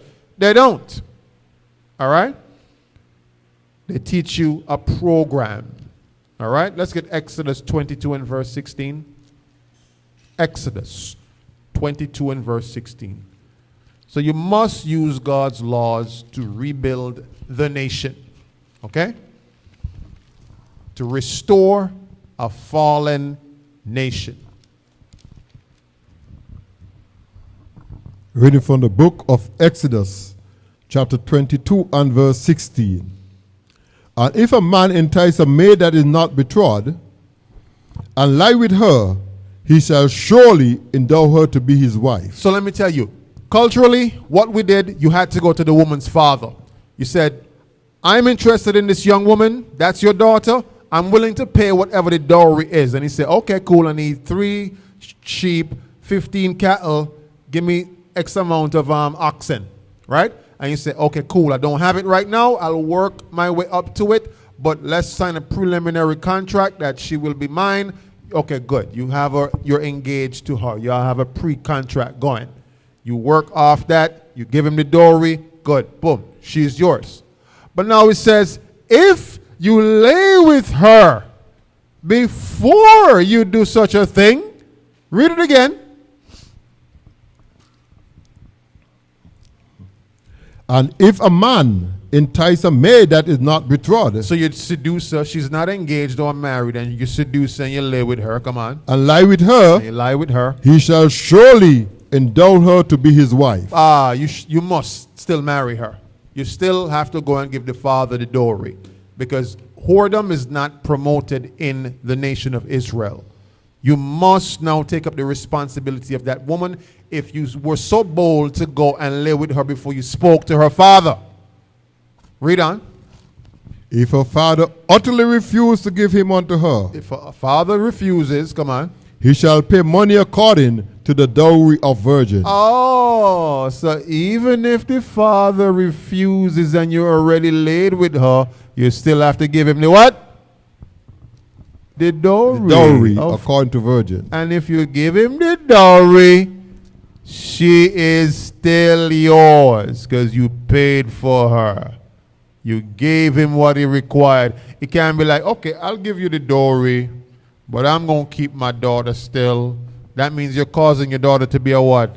A whore, because if another man comes along and he says, I like this young chap better than the one who gave me the dowry. But you know what? I don't like him. I do not like this other chap. So I'll take the dowry though. And I'll wait 5 more times till I get 5 more dowries. What would have that man done to his daughter? Prostituted her. In the law, you cannot prostitute your daughter to cause her to be a whore. So once you lay with her, but you didn't go and speak to the dad first, what should happen? You're going to go to him and still give him what he requires. But what if he said, ain't no dowry you're going to give me that going to change my mind? Give him something still. You keeping the law? Give him something that you think is appropriate. Don't undervalue her. Don't undermine her though. Still give him something that is appropriate, because who knows why the dowry is given? Who could tell me? It is to keep the wealth within the family, because a lot of times men of Israel had lovely, beautiful looking daughters, but they were in what? Poverty. And giving his daughter away to a man that is upright and keeping the law was a way for the family to what? Get out of what? Poverty. Especially if he had 3 daughters, so that the family could be level. Okay? So for those of you that say, well, my wife don't love me because of love. A lot of times it wasn't for love. It was because of the law. Strictly for the law. She will begin to love you after you've proven yourself in the marriage. Very rarely it was like, oh, I see you, you see me, I love you, we've fallen in love, and now we're off to get married. It was a family decision, okay? And so she will grow to love you if you're what kind of man? A righteous man. And love growing like that is better. Because what happens is, if I see you and you see me and we fall into this proverbial love, we're in love, and then reality strikes. You're not who I thought you were. I got a bad deal. I want out. Isn't that worse? That is absolutely worse. Because when you don't live up to the expectations of the person who you thought you fell in love with, right? And now you realize, wait, we got work to do to grow in love together. It's better to grow in love. All right? Prove the person first. And then you work towards a common goal together, married. Because let me tell you something, that fall in love scenario thing, it's what you see in the movies, it's fairy tales. Marriage takes work. Marriage takes commitment. Marriage takes discipline. It's a lot of work. And if you're not committed to do work with this person, don't get married with them. Or to them, rather. Okay? Good. So women, modesty is a state of mind. In order for us to restore our nation, you cannot be opening your legs for different men. Brothers, you cannot be going and plowing down different women. Okay? That actually disintegrates the moral fiber of our community. Men cannot be trusted when all they want to do is just plow through women and have no responsibility in raising families, helping to raise the children. All right, there's no trust there. Okay? Let us get Leviticus 18 and 20. Leviticus chapter 18 and verse 20.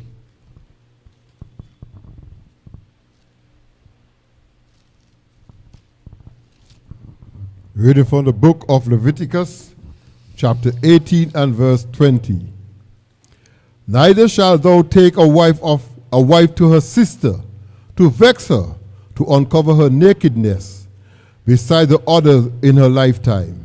Good. So, men, you cannot go and lay. Read it again. Neither shalt thou take a wife to her sister. You cannot go and marry your wife's sister. Can't do that. To vex her. To vex her. To uncover her nakedness. To uncover her nakedness. Beside the other in her lifetime. You can't do that while she's alive, okay? You not fit do that. You not fit do it. Read on. Verse 19. And thou shalt not approach unto a woman to uncover her nakedness, as long as she is put apart for her uncleanness. Read. Verse 20. Moreover, thou shalt not lie carnally with thy neighbor's wife to defile thyself with her. So you cannot go and lie with your neighbor's wife to defile yourself with her. That's adultery. Read on. Verse 21. And thou shalt not let any of thy seed pass through the fire of Molech, neither shalt thou profane the name of thy God. I am the Lord. So you got to understand, when it comes to your children, the wives, the husbands, there's a way we're supposed to conduct ourselves using the law. Okay? And when it comes to your children not passing through the fire, not teaching them abominable things, not teaching them to worship other gods. That's very important for us to rebuild our nation. Start teaching them now what are the feast days they should learn. Brothers, understand this. One of your biggest battles are over if you put down the whoremongering, if you put down the fornication, if you put down the pornography. A big part of the battle is over. If you stop viewing sisters as a piece of meat, but view them the way that God says you should view them, which is they're supposed to be a wife and a helpmeet. And if you see a sister dressed very provocatively, then tell yourself that's a lost sister. she needs reteaching again. All right? Tell yourselves, brother, your job is to teach the nation. That's how we're going to rebuild this nation. Don't give in to what you see in. Like, you see a sister dressed half naked, and you're going to be like, oh, man, I look good. No, your job is to help restore the nation. Teach the sister, sis, that's not how you're supposed to be out here dressed. Respectfully. All right? That's your job. Give me the book of Proverbs, chapter 5 and verse 3. Proverbs, chapter 5 and verse 3.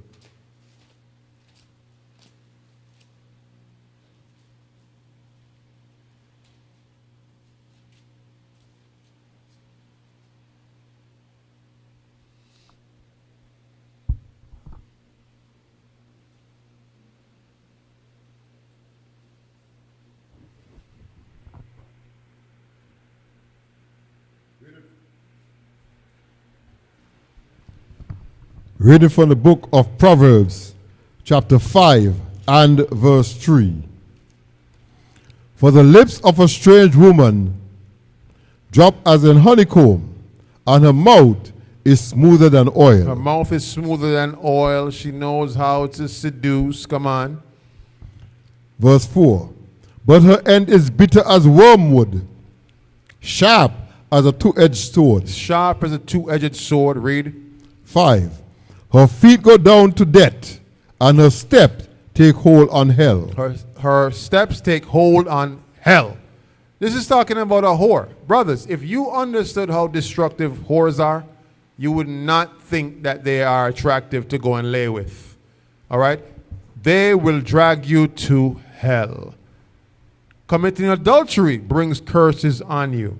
How many of you men know that? You go sleep with another man's wife, you're going to see your life just start turning upside down.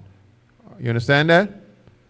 Give me the book of Sirach, chapter 23 and verse 13. The book of Ecclesiasticus, chapter 23, verse 13. So, brothers, you really got to come out of the whoremongering, come out of the adultery. Stop seeing sisters as an object. All right? We're trying to restore our nation with God's laws. Reading from the book of Ecclesiasticus, chapter 13. No. Ecclesiasticus chapter 23 and verse 13. Reading from the book of Ecclesiasticus, chapter 23 and verse 13. Use thy mouth to interpret swearing, for therein is a word of sin. So Yeah. use not thy mouth Use not your mouth. to interpret swearing, Uh-huh. for therein is the word of sin. Read on. Verse 14. Remember thy father and thy mother when thou sittest among great men. Be not forgetful before them, and so by thy custom become a fool, and wish that thou hadst not been born, and curse the day of thy nativity. Good. So you got to understand when it comes to, your parents and, the people that raised you, your job is to honor them. All right? And in honoring them is part of making sure our nation is strong, our nation is resilient. When we have good mother figures, good father figures, but also children that speak well of their what? Their parents. Okay? So you want children who will speak well of their parents because of what they have taught them. We can't say, well, hey, man, we're going to teach our children folly and expect them to say great things about their parents. They're going to say, this is what my parents taught me, folly. And it's going to reflect on them and on you. Okay? And that is a very foolish thing, like the scriptures say, to be spoken of in that ill type of way. All right? When you're speaking to others, whether it's people of renown, people that know your parents, people that know you, you want to be able to speak well of them, that they taught you well. All right? That is part of rebuilding and restoring our nation. All right? Let's go back to the law. Let's go back to Leviticus 23. Let's start from verse 1. Let's come down to verse 3.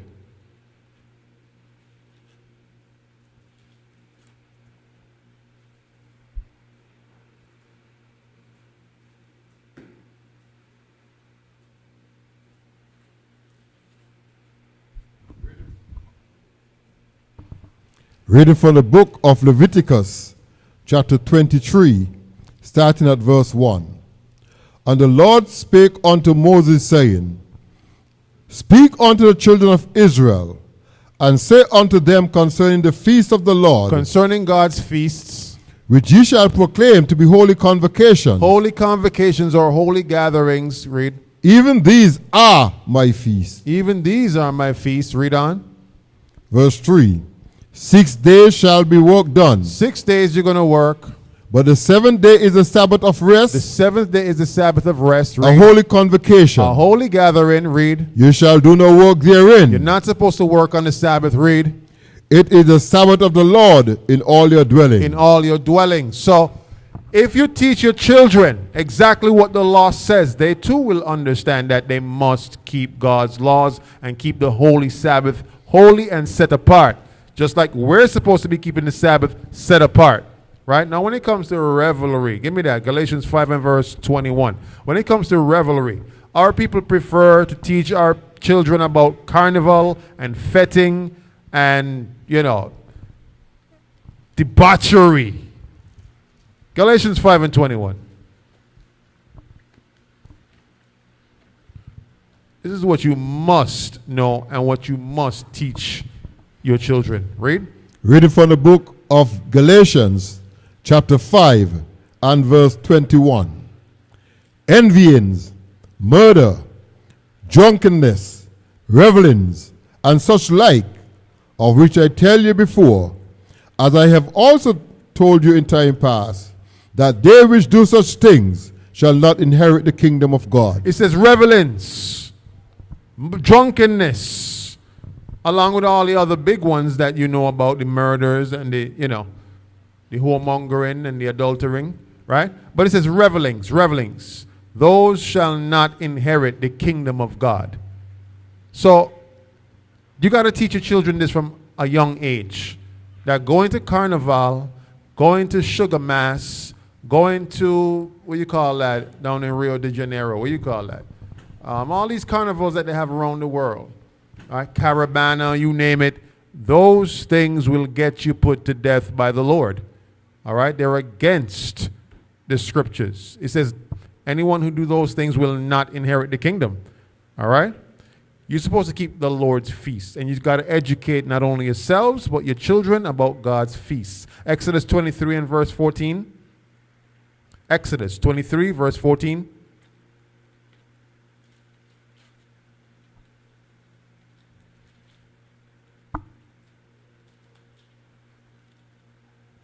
You got to teach your children about the big three. Who know what the big three are?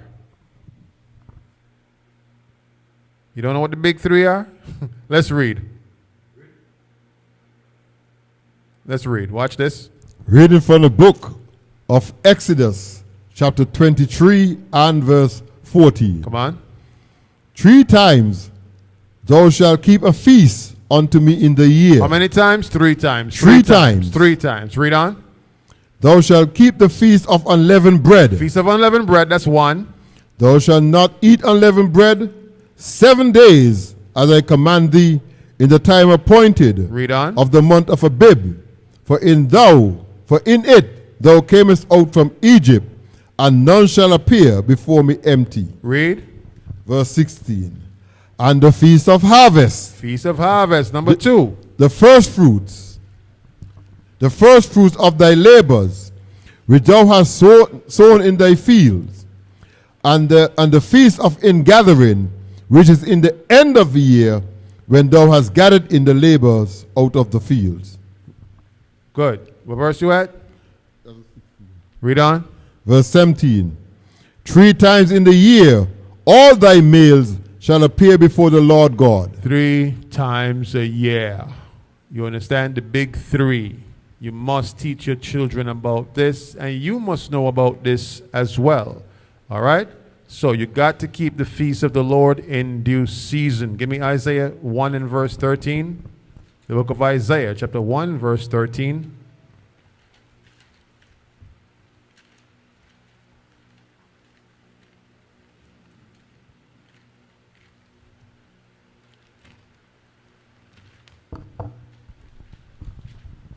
Reading from the book of Isaiah, chapter 1 and verse 13. Bring no more vain oblations. Incense is an abomination unto me. The new moons and the Sabbaths, the calling of assemblies, I cannot away with. Good. This is what you must also teach your children. That the Lord is not going to deal with you coming to his feast days with blood on your hands. And you must know this as well. Don't just show up to the Lord's feast days thinking that, oh, well, I'm keeping the feast day, but it's all good. But he said, I cannot and away with these things if you got blood on your hands. Read on. I cannot away with. It is iniquity, even the solemn meetings. So you trying to keep these feast days, but you're doing sin is iniquity. Read on. Verse 14. Your new moons and your appointed feasts, my soul hateth. They are trouble unto me. Read. I am weary to bear them. He's weary to bear them. Why? Let's see. Read on. Verse 15. And when you spread forth your hands, I will hide my eyes from you. Yea, when you make many prayers, I will not hear your hand. I will not hear. Your hands are full of blood. Your hands are full of? Your hands are full of blood. So when you're keeping these feast days, but your hands are full of blood, the Lord is not dealing with you or that feast day. Read on. Verse 16. Wash you, make you clean, put away the evil of your doings from before mine eyes. Cease to do evil. Stop sinning. Then you can keep the feast day. You know, Cap, I heard a Christian interpret this many times as the Lord don't want you to keep no Sabbaths, no feast days, no new moons, no. They read in verse 14 where it says, your new moons and your appointed feasts, my soul hateth. So they interpreted that as we should not be keeping any new moons. That's not what the Lord's saying. He said when you do it with bloody hands, that I cannot deal with. He said, away with that. He said, wash you, make you clean, put away sin from you, then you keep the feast in righteousness. He didn't say not to keep the feast. Everyone understands? Good. So teach your children about the feast days, yes, but also equally teach them it is important, my son, my daughter, for you to not keep these feast days with blood on your hands. Teach it to them. And you must know it as well and instill it in them. All right, let's get Leviticus 23 and verse 35.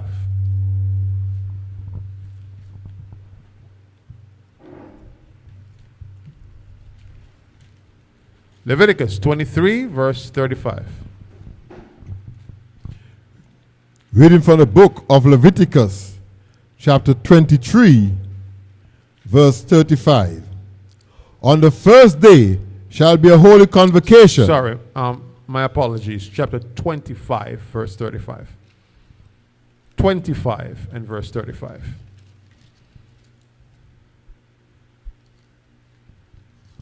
So we're going to Leviticus 25 and verse 35. Reading from the book of Leviticus, chapter 25, commencing at verse 35. Listen up. And if thy brother be waxed poor, This is the law. If your brother who's also keeping the laws, he fall on hard times, read. and fall into decay with thee, Come on. then thou shalt relieve him. You're going to relieve him. Why? Because he also keeps God's laws. This ain't talking about somebody who come and say, hey, I want $1 because he want to smoke crack. That's not what that's talking about. It's talking about someone who also keeping God's law. He said, fall into decay with thee, meaning you keeping the law, he keeping the law. Read on. Yea, though he be a stranger or a sojourner, that he may live with thee. That he may live with thee. Okay, read on. Verse 36. Take thou no usury of him. So you lend him. You give him till he get back on his feet, but don't take any usury or don't charge him any interest. Don't be like, hey, my brother, I'm going to relieve you from your condition, yes, but when I give you this money, I need it back 100-fold. The Lord said, no, you're not going to do that. Why? Because this maintains wealth within our nation. When you don't charge your brother interest. Interest was something that was supposed to, what? Deplete the other nations or keep them subservient to the Israelites. You could charge the other nations interest, but you can't charge your brother interest. Read. But fear thy God, that thy brother may live with thee. Read. Verse 37.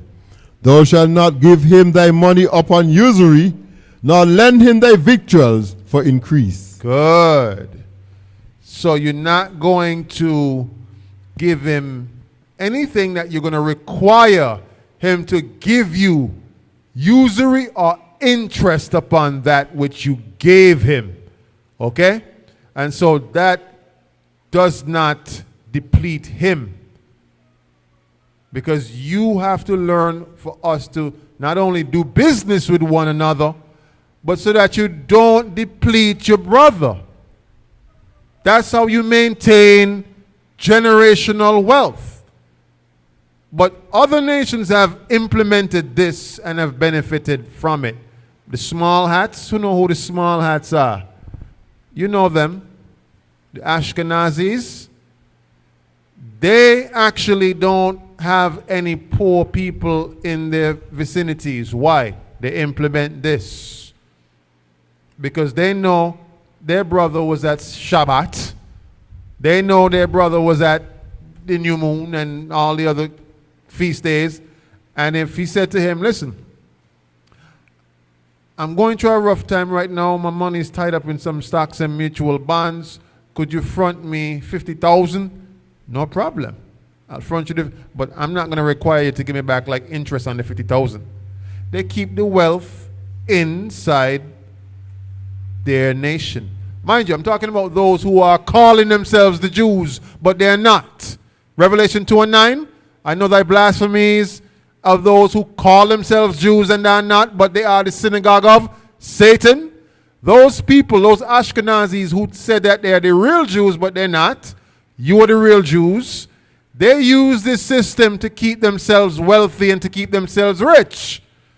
Because they don't require interest from one another. But they will charge you the interest when you go to their banks and their institutions. You're the ones who are paying their interest. All right? Give me Deuteronomy 15 and verse 7. Deuteronomy chapter 15 and verse 7. So we're talking about restoring a fallen nation. And to get generational wealth, you must be able to not charge one another usury, interest. That keeps our nation strong. Read. Reading from the book of Deuteronomy, chapter 15 and verse 7. If there be among you a poor man of one of thy brethren, within any of thy gates in the land which the Lord thy God gave thee. In any of the gates which the Lord has given you in the land, meaning that this is somebody that is part of the covenant, they're keeping the laws, they're in the land, obviously. Read on. Thou shalt not harden thy heart, nor shut thine hands from thy poor brother. Because he fell on hard times. Don't harden your heart, shut your hand and be like, nah, you're not getting no restoration from me. Read on. Verse 8. But thou shalt open thy hand wide unto him, and shalt surely lend him sufficient for his need in that which he wanted. You're going to give him exactly how much he needs so he can get back on his feet. Contingent upon he's keeping God's laws, you give to the brother, you give to the brother. But let me just say this, if the brother not keeping the law, then guess what he might take that money and go do? He might go to the strip club. He may go buy crack. He may go buy whores. He may go break the Sabbath. He may go, to the basketball game on Saturday. He may go do something with that money that spits in God's face. Do not do that. Do so and that's why we're teaching God's laws, to bring back the nation. But these kingdom dynamics that you're going to apply are going to be used now so that we know how to operate in the kingdom, because this is exactly how we're going to be doing in the kingdom. But the thing is, in the kingdom, no one is going to be poor or needy. Good. Give me the book of Proverbs 13 and 22.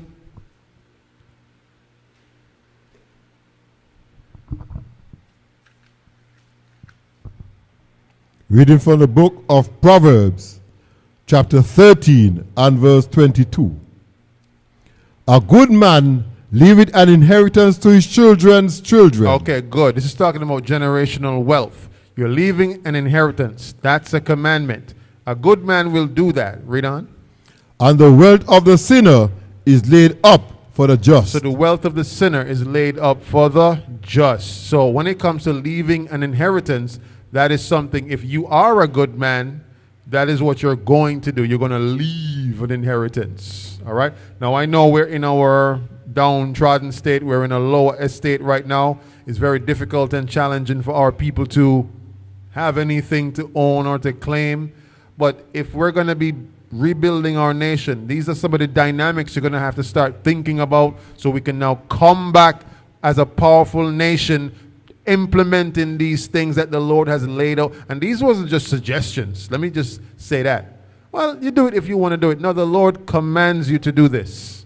So start getting busy. We got a nation to rebuild. Start getting busy. If you want to leave an inheritance for your children, start getting busy. The time to start is now. All right? Your brother who keeping the law, he needs to get back on his feet. Help him get back on his feet. Right? Give me the book of Numbers 27 and verse 8. The book of Numbers, chapter 27 and verse 8.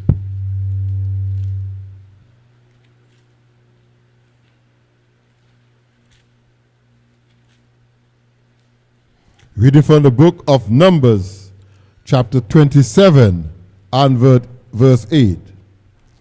And thou shalt speak unto the children of Israel, saying, if a man die and have no son, if a man dies and he don't have a son, then you shall cause his inheritance to pass on to his daughter. Then the inheritance shall pass on to the daughter if he don't have any son. Read on. Verse 9. And if he have no daughter, then you shall give his inheritance unto his brethren. To his brother. Come on. And if he have no brethren, then you shall give his inheritance unto his father's brethren. To his father's brother. So the Lord set it up in a way whereby if he don't have any daughters, or any sons, it goes to his daughters. If he don't have any daughters, it goes to his brother. If he don't have any what? Read it again. Read that last part. And if he have no brethren, you shall give his inheritance unto his father's brethren. To his father's brother. You get the point. So the inheritance must go somewhere. But it's a way to maintain what? Generational wealth within our nation. Everyone gets that? Good. Let's now go to... Read on. I want you to read on. Read on for me. That was verse 10? Yes. Yeah, go ahead. Read verse 11. Verse 11. And if his father have no brethren, then you shall give his inheritance unto his kinsman that is next to him of his family. Good. Kinsman that is next to him, to his family. And he shall possess it, and it shall be unto the children of Israel a statute of judgment. Statute of judgment. As the Lord commanded Moses. As the Lord commanded Moses. So this is a law. All right. This is a statute. All right. Let's get Deuteronomy 8 and verse 17. So generational wealth is a thing that the Lord taught us how to do. Deuteronomy 8 and verse 17. Reading from the book of Deuteronomy, chapter 8 and verse 17.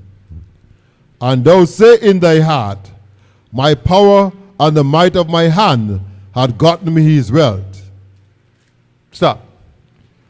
Don't say by your hand it was your doing that gotten you this wealth when the Lord showed you you keep these commandments and you're going to be blessed. Read on. Verse 18. But thou shalt remember the Lord thy God, for it is he that giveth thee power to get wealth. The Lord is the one that gives you the power to get wealth. He's the one that showed us if we keep these commandments, he's going to give us blessings. Read on. That he may establish his covenant, which he sware unto thy fathers, Read. as it is this day. Good. Read on. Verse 19. And it shall be, if thou do all forget the Lord thy God, and walk after other gods, and serve them, and worship them, I testify against you this day that you shall surely perish. That you shall surely perish if you contravene God's law and serve other gods. Read on. Verse 20. And the nations which the Lord destroy before you, before your face, so shall you perish, because he will not be obedient unto the voice of the Lord your God. Because you will not be obedient to God's voice. That's one of the reasons why you are not able to be wealthy. The Lord cannot bless you with wealth because, and guess what? Being wealthy don't mean you get paid a lot of money.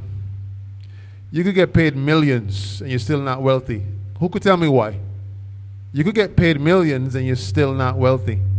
Because all of your money that you make, it goes to enrich other nations. You're not wealthy. Let's put it this way.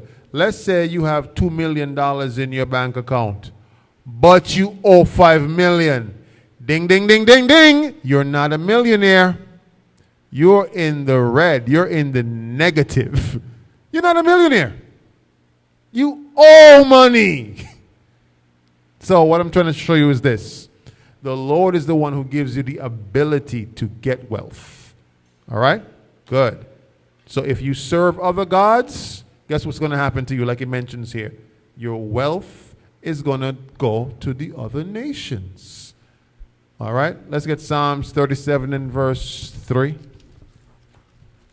Psalms chapter 37 and verse 3.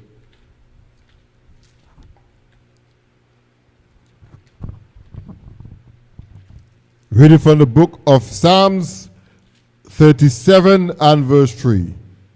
Trust in the Lord and do good, so shall thou dwell in the land, and verily thou shalt be fed. So it says, trust in the Lord and do good, meaning keep the commandments, and then you're going to be fed. Read on. Verse 4. Delight thyself also in the Lord, and he shall give thee the desires of thine heart. He's going to give you the desires of your heart if you keep his commandments. Read on. Verse 5. Commit thy way unto the Lord, trust also in him, and he shall bring it to pass. He shall bring it to pass. Good. So when it comes to you getting wealth, we must treat it as though the Lord said. We keep his commandments, he gives us the ability to get wealth. But we must teach our children these same generational wealth strategies. And so, well, I would call them laws, all right? These are things that we must teach our children, all right? Financial literacy, generational wealth, conducting business with our own people, all right? We learned last week to not envy the oppressor, all right? You got to encourage brothers who keeping the law. If another brother who also keeping the law, he falls on hard times, what should you do? Help up the brother to get on his feet. Don't charge him any what? Interest. Good. Let's get Leviticus 11 and verse 2.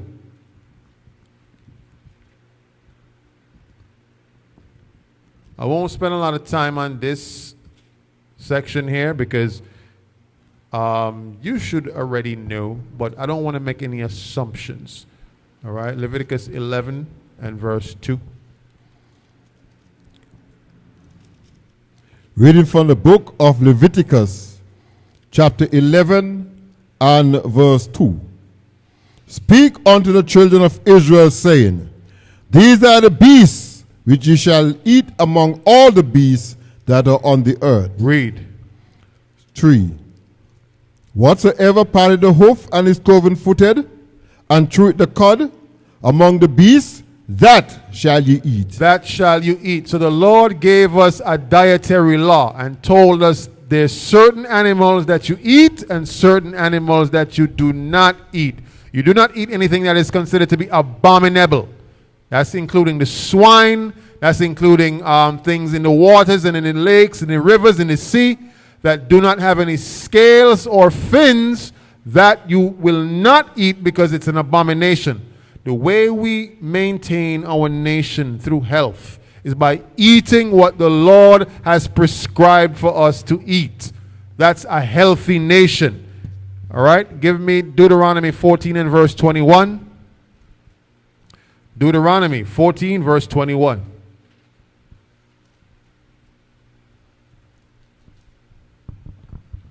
Reading from the book of Deuteronomy, chapter 14 and verse 21. Ye shall not eat of anything that died of itself. Anything that dies of itself, come on. Thou shalt give it unto the stranger that is in thy gates, But you can give it to the stranger that's within your gates, come on. that he may eat it, or thou mayest sell it unto an alien. Let me tell you what this is talking about. Somebody of another nation. For those of you that don't get it, it's talking about you can give something that died of itself, an animal that died on its own. You're not supposed to eat that. But it says you can give it or sell it to that of another nation. So the Chinese man, you can give it to him, you can sell it to him. The Japanese man, you can give it to him, you can sell it to him. The Indian man, you can give it to him, you can sell it to him. But you cannot sell that to your brother. Go ahead. For thou art a holy people unto the Lord thy God. Thou shalt not seethe a kid in his mother's milk. Good. So that's the way you protect yourself from being like the other nations. You're not going to eat what they eat. And even when it comes to animals that die of themselves, you're not going to give that to your brother or sell that to your brother. You give it or sell it to that of another nation. You are called to be what? Holy and set apart. Good. Give me Genesis 1 and 29. Genesis 1 and 29.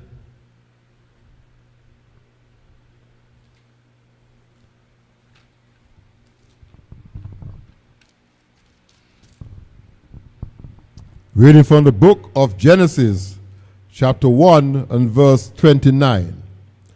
And God said, Behold, I have given you every herb bearing seed, which is upon the face of all the earth, and every tree, in which is the fruit of a tree yielding seed. To you it shall be for meat. So, fruits that yield seed, that have seeds, it shall be given to you for what? Meat, for food. So guess what? Your food is really supposed to come out of the ground. Your food, your sustenance comes from the earth. So if we're going to rebuild our nation from the ground up, we must eat the wholesome things that come out of the earth. The Lord put them there for your food, for meat. So you got to plant your gardens. All right? You got to grow herbs. You got to grow vegetables. All right? You got to follow God's dietary laws. Stop eating unclean foods. Black man, black woman, Hispanic man, Hispanic woman, indigenous man and woman. Stop feeding your children junk. All right? Follow God's dietary laws. All right? You honor God through wholesome nutrition, eating what comes out of the earth. All right? And guess what? We're reading that from the law. Right? We're reading that from the law. That these things are given to you for meat. All right? Let's get the book of 3 John, chapter 1 and verse 2. All right? So we got to be in physical, mental, and spiritual health. All right? We got to be in physical, mental, and spiritual health. That's how we rebuild a nation from all facets. 3 John 1 and 2.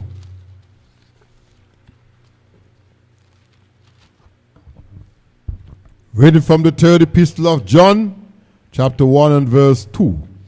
Beloved, I wish above all things that thou mayest prosper and be in health, even as thy soul prospereth.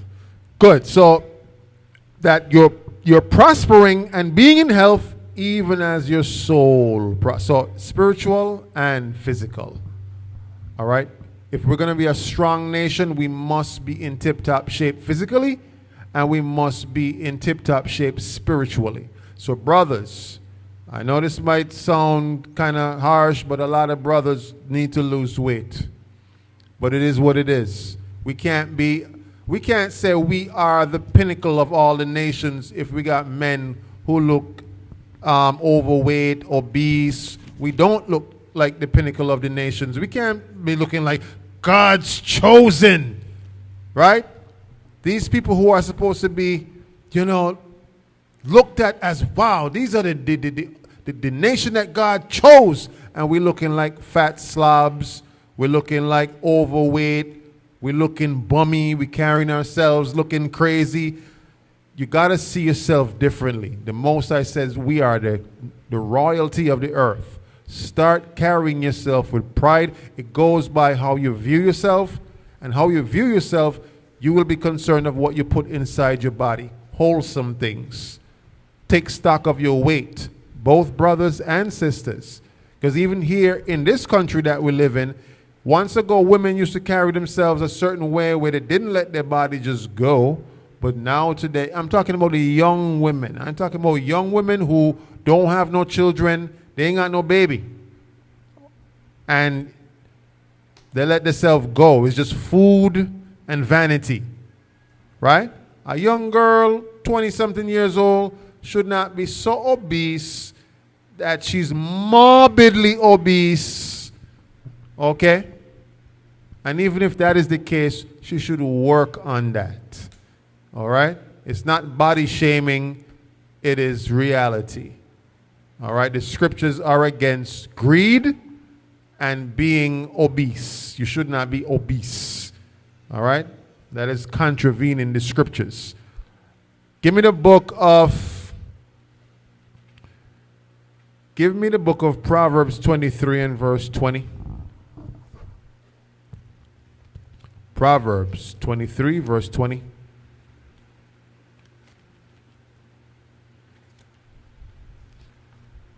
We're trying to restore a fallen nation. And these are the things that we're going to have to implement if we're going to be above all nations. Read. Reading from the book of Proverbs, chapter 23 and verse 20.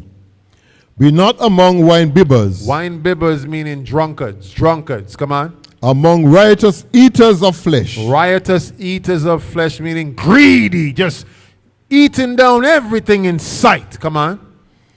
Verse 21. For the drunkard and the glutton shall come to poverty. They're going to come to poverty both physically and spiritually. Read on. And drowsiness shall clothe a man with rags. Drowsiness shall clothe a man with rags. So this is going into avoiding gluttony, greed, and unclean foods. All right? Because a greedy man going to eat any type of flesh. That's facts. You ever see a greedy man, all he does is just eat, eat, eat. I'm going to eat. He eat anything.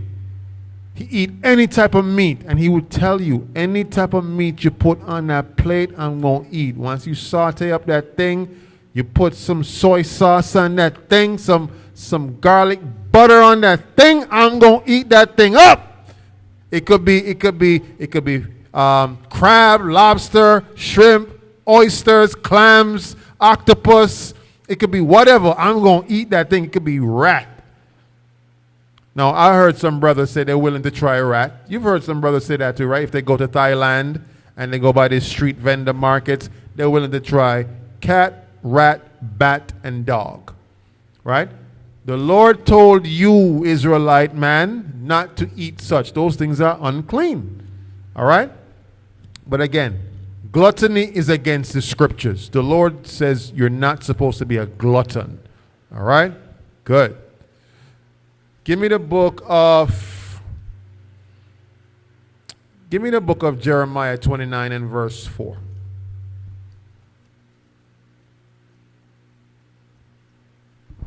Jeremiah 29 and verse 4.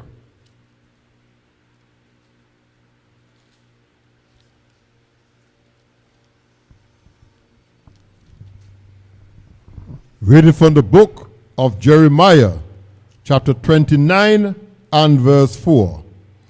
Thus said the Lord of hosts, the God of Israel, unto all that are carried away captive, whom I have caused to be carried away from Jerusalem unto Babylon. Verse 5. Build ye houses. Build ye houses. So this is speaking to the Israelites that's in captivity. That's talking about you. You've been led over here on cargo slave ships to the Western world. This ain't the life that you're supposed to be living. But the Lord is still reaching out to you in this time. He says, to you, the children of Israel who got carried away captives, he's speaking this to you. Read on. Build ye houses. Build you and houses. dwell in them. Sorry, read it again.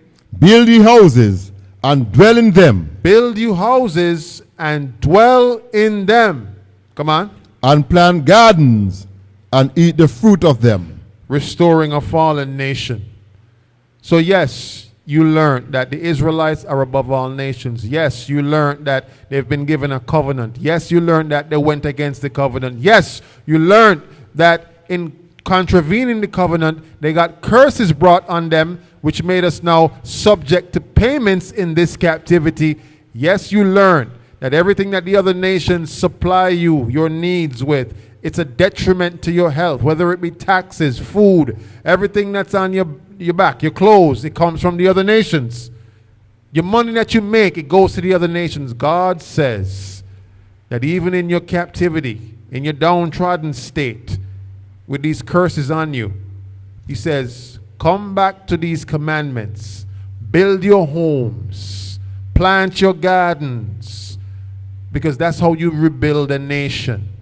From the ground up, using God's laws. Teach the women how to be modest. Teach your wives how to be modest. Teach your children God's laws. Teach them what they should eat from what they shouldn't eat. All right? Plant the things you intend to eat. Don't rely on the other nations to feed you. Plant your gardens, your farms. Get back into husbandry. Husbandry is farming with the crops and minding and caring for the animals. Get back into that.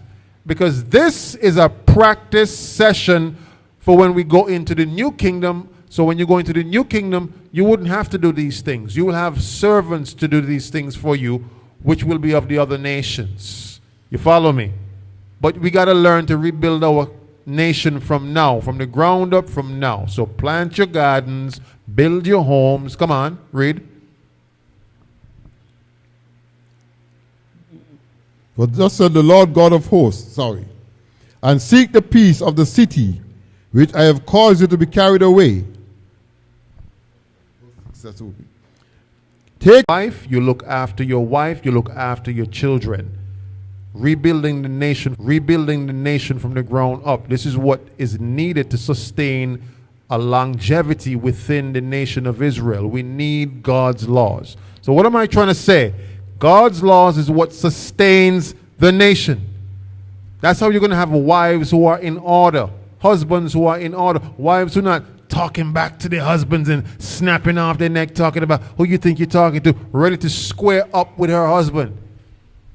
I got a report earlier this week. You got wives in Israel ready to square up and fight with their husbands, physically fight in some other schools. I said, what? They're trying to fight? Yeah, they're trying to fight. Absolutely. But this goes into our women being colonized, being led astray, going away from God's laws. They're not the daughters of Zion anymore. All right? Read on. Verse 8. For thus said the Lord of hosts, the God of Israel, let not your prophet, your diviners that be in the midst of you deceive you, neither hearken to your dreams which ye cause to be dreamed. Okay, you could stop there. Give me Proverbs 24 and verse 3.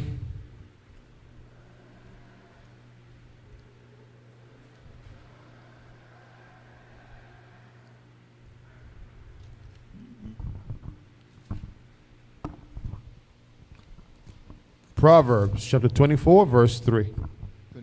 24 and verse 3. Reading from the book of Proverbs, chapter 24 and verse 3. Though wisdom is a house builder, Oh, okay, so what builds the house? It says wisdom. That's what you're going to build your foundation on. God's wisdom, God's truth, God's laws. That's what's going to restore the nation, God's laws. Guess what? Even in society today, if they apply God's laws, you wouldn't have the situations that you have happening right now. Read on. and by understanding is it established. Good. So a city, any society should be established on God's wisdom, God's understanding. Read on. Verse 4. And by knowledge shall the chambers be filled with all precious and pleasant riches. Good. By the knowledge of God, right? Every facet of society will be upheld by the tenets of the law. All right? Give me the book of Deuteronomy 6 and verse 18. Deuteronomy chapter 6, verse 18.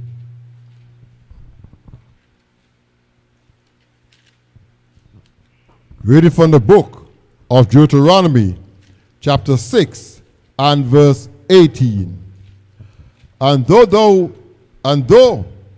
thou shalt do that which is right and good in the sight of the Lord, that it may be well with thee, and that thou mayest go in and possess his good land, which the Lord sware unto thy fathers, to cast out all thine enemies from before thee, as the Lord has spoken. So if you want the Lord to give us the blessings of the land, it says you got to do that which is right in the sight of the Lord.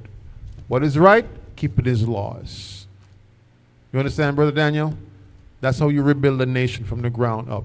We must apply God's laws. We must teach our children God's laws. Our wives must be keeping God's laws. Otherwise, guess what?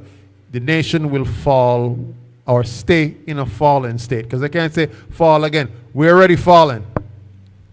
It would stay the way it is right now. You would have brothers strung out on drugs, single parent homes, brothers shooting brothers, sisters opening their legs for every Tom, Dick, and Harry, brothers going around plowing everything that they could find, man, woman, beast, dog, you name it, people eating unclean foods, right? People dying of every disease you could think of because they're not applying God's laws. God's laws sustain us, all right? So for those who don't actually believe in the scriptures, I'm trying to figure out, wait, all of this wisdom that's coming out of the scriptures, all of this to sustain you, even if you don't believe there is a God, and you apply these things, you're going to live. Literally. You follow me, Israel? Because this is practical knowledge for living. It's very simple. Don't go have sex with a bunch of women. You're not going to get a disease. You need a Bible to tell you that? But apparently you do. Because even though you tell people that, what they go do, Brother Aitan? They go do the same thing. They go out and do the same exact thing that they should not do. So yes, God had to give it to us in the scriptures. All right? Good. Let's close out. Let's get Isaiah 58 verse 12. Isaiah 58 verse 12.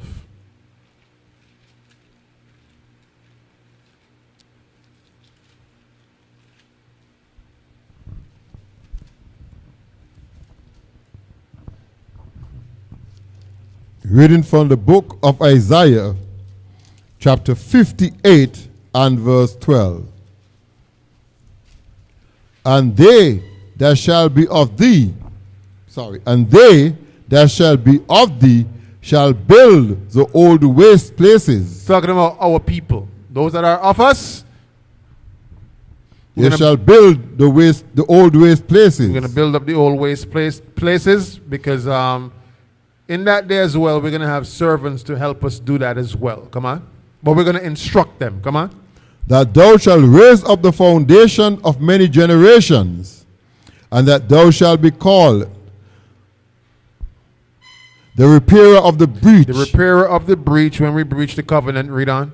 The restorer of paths to dwell in. Good. So our paths are going to be restored, yes, but it's going to come from when we start restoring the nation from right now. The time is now. We got to start repairing what was breached, teaching and instilling what was once lost. Your culture, your identity, God's traditions, God's laws, everything that come from the Most High, we got to give it to the people. You got to teach your children, teach your wives, teach your brothers, teach everybody. That's how you restore a nation. All right, let's get Revelation 22 and verse 12. Revelation 22 and verse 12.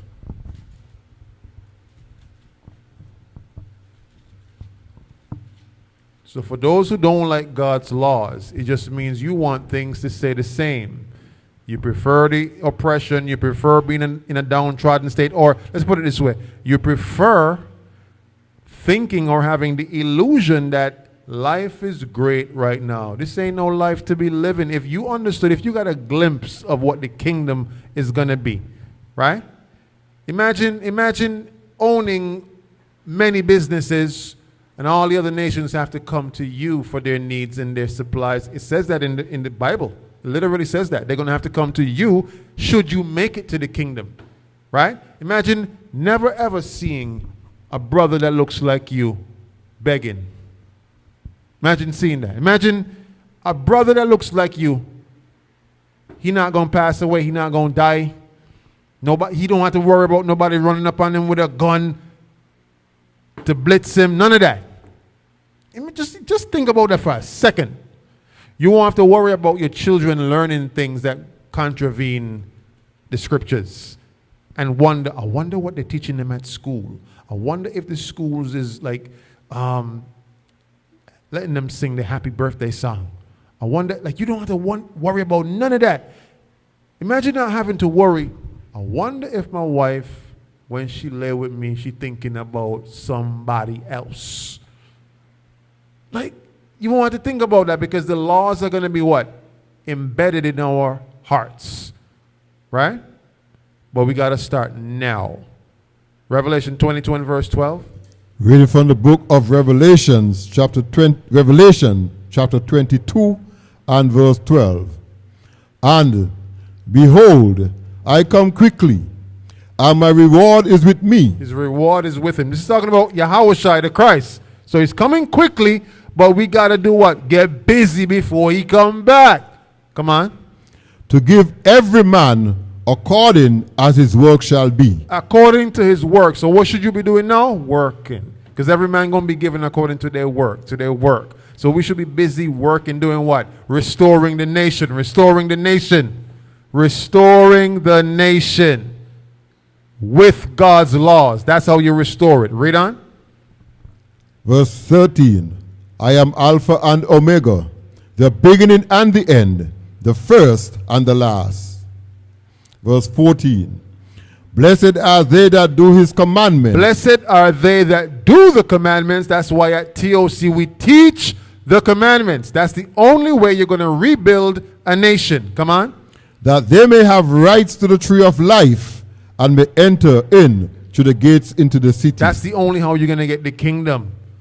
That's the only how we're going to restore our people through God's laws, teaching them the commandments. That's why at TOC, our tagline, our motto, as you can see, on our is restoring the nation. That's our number one focus. That's what we're here to do. And that's how you restore a fallen nation using God's laws. Every aspect, the 5 pillars of any society is what? Education. You must teach your children God's laws. Health. You must eat according to God's dietary laws. Right? When it comes to history, you must teach them about their forefathers. All right? When it comes to finance, that's another pillar of society. How do we do business? We do business with each other, help to sustain each other. Do not watch your brother fall into decay who's keeping the law with you. You restore your brother that way. Don't charge him any interest. Right? Religion. What are we supposed to be learning? God's laws. Teaching them to your children. When it comes to morality, how the women supposed to act with their husbands? Not being what? Brazen, they're supposed to be shamefaced. Right? How the men supposed to be in society? Be good examples, be good teachers, be good leaders. Not out here whoremongering and committing adultery. These are the tenets of how you restore a nation. Because if not, again, brothers are going to be strung out on drugs, single parent homes, brothers shooting down brothers, whoredom, adultery, you name it, while under the delusion of we're thinking that we're living a good life because we got a good job, a good paying job, and we drive something nice.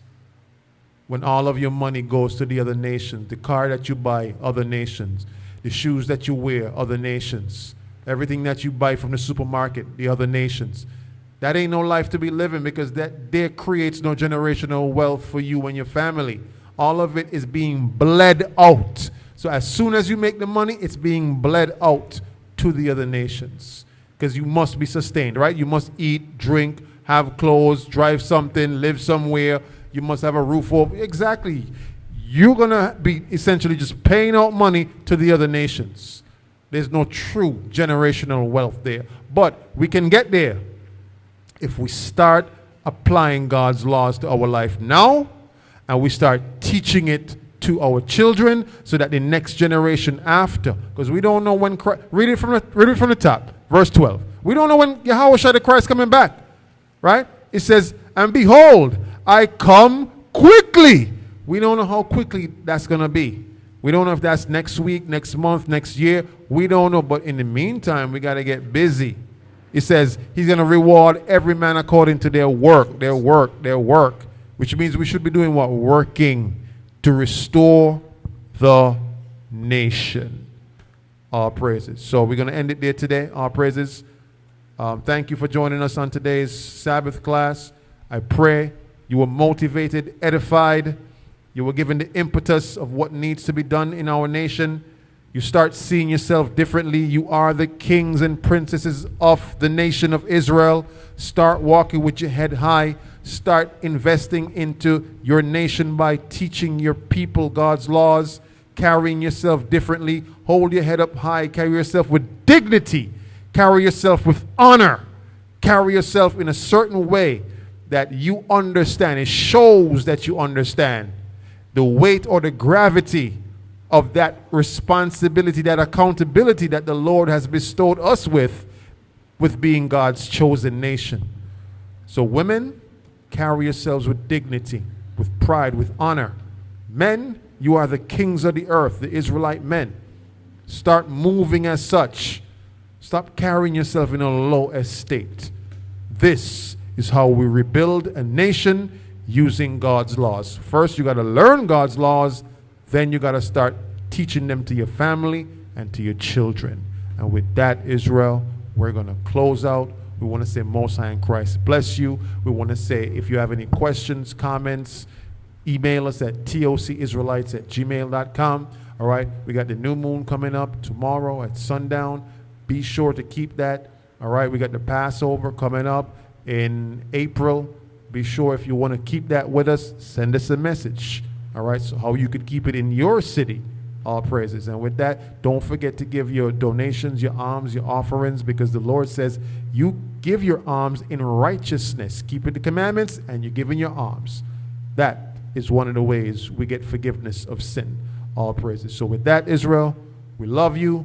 Keep the commandments. Stay in the spirit. We're going to see you on the next one. Oh, and tomorrow, yes, tune in for a live, as we will be doing Let's Be Honest Volume 2. All right, every month we do the Let's Be Honest. But for now, we're going to see you on the next one. Shalom, Israel.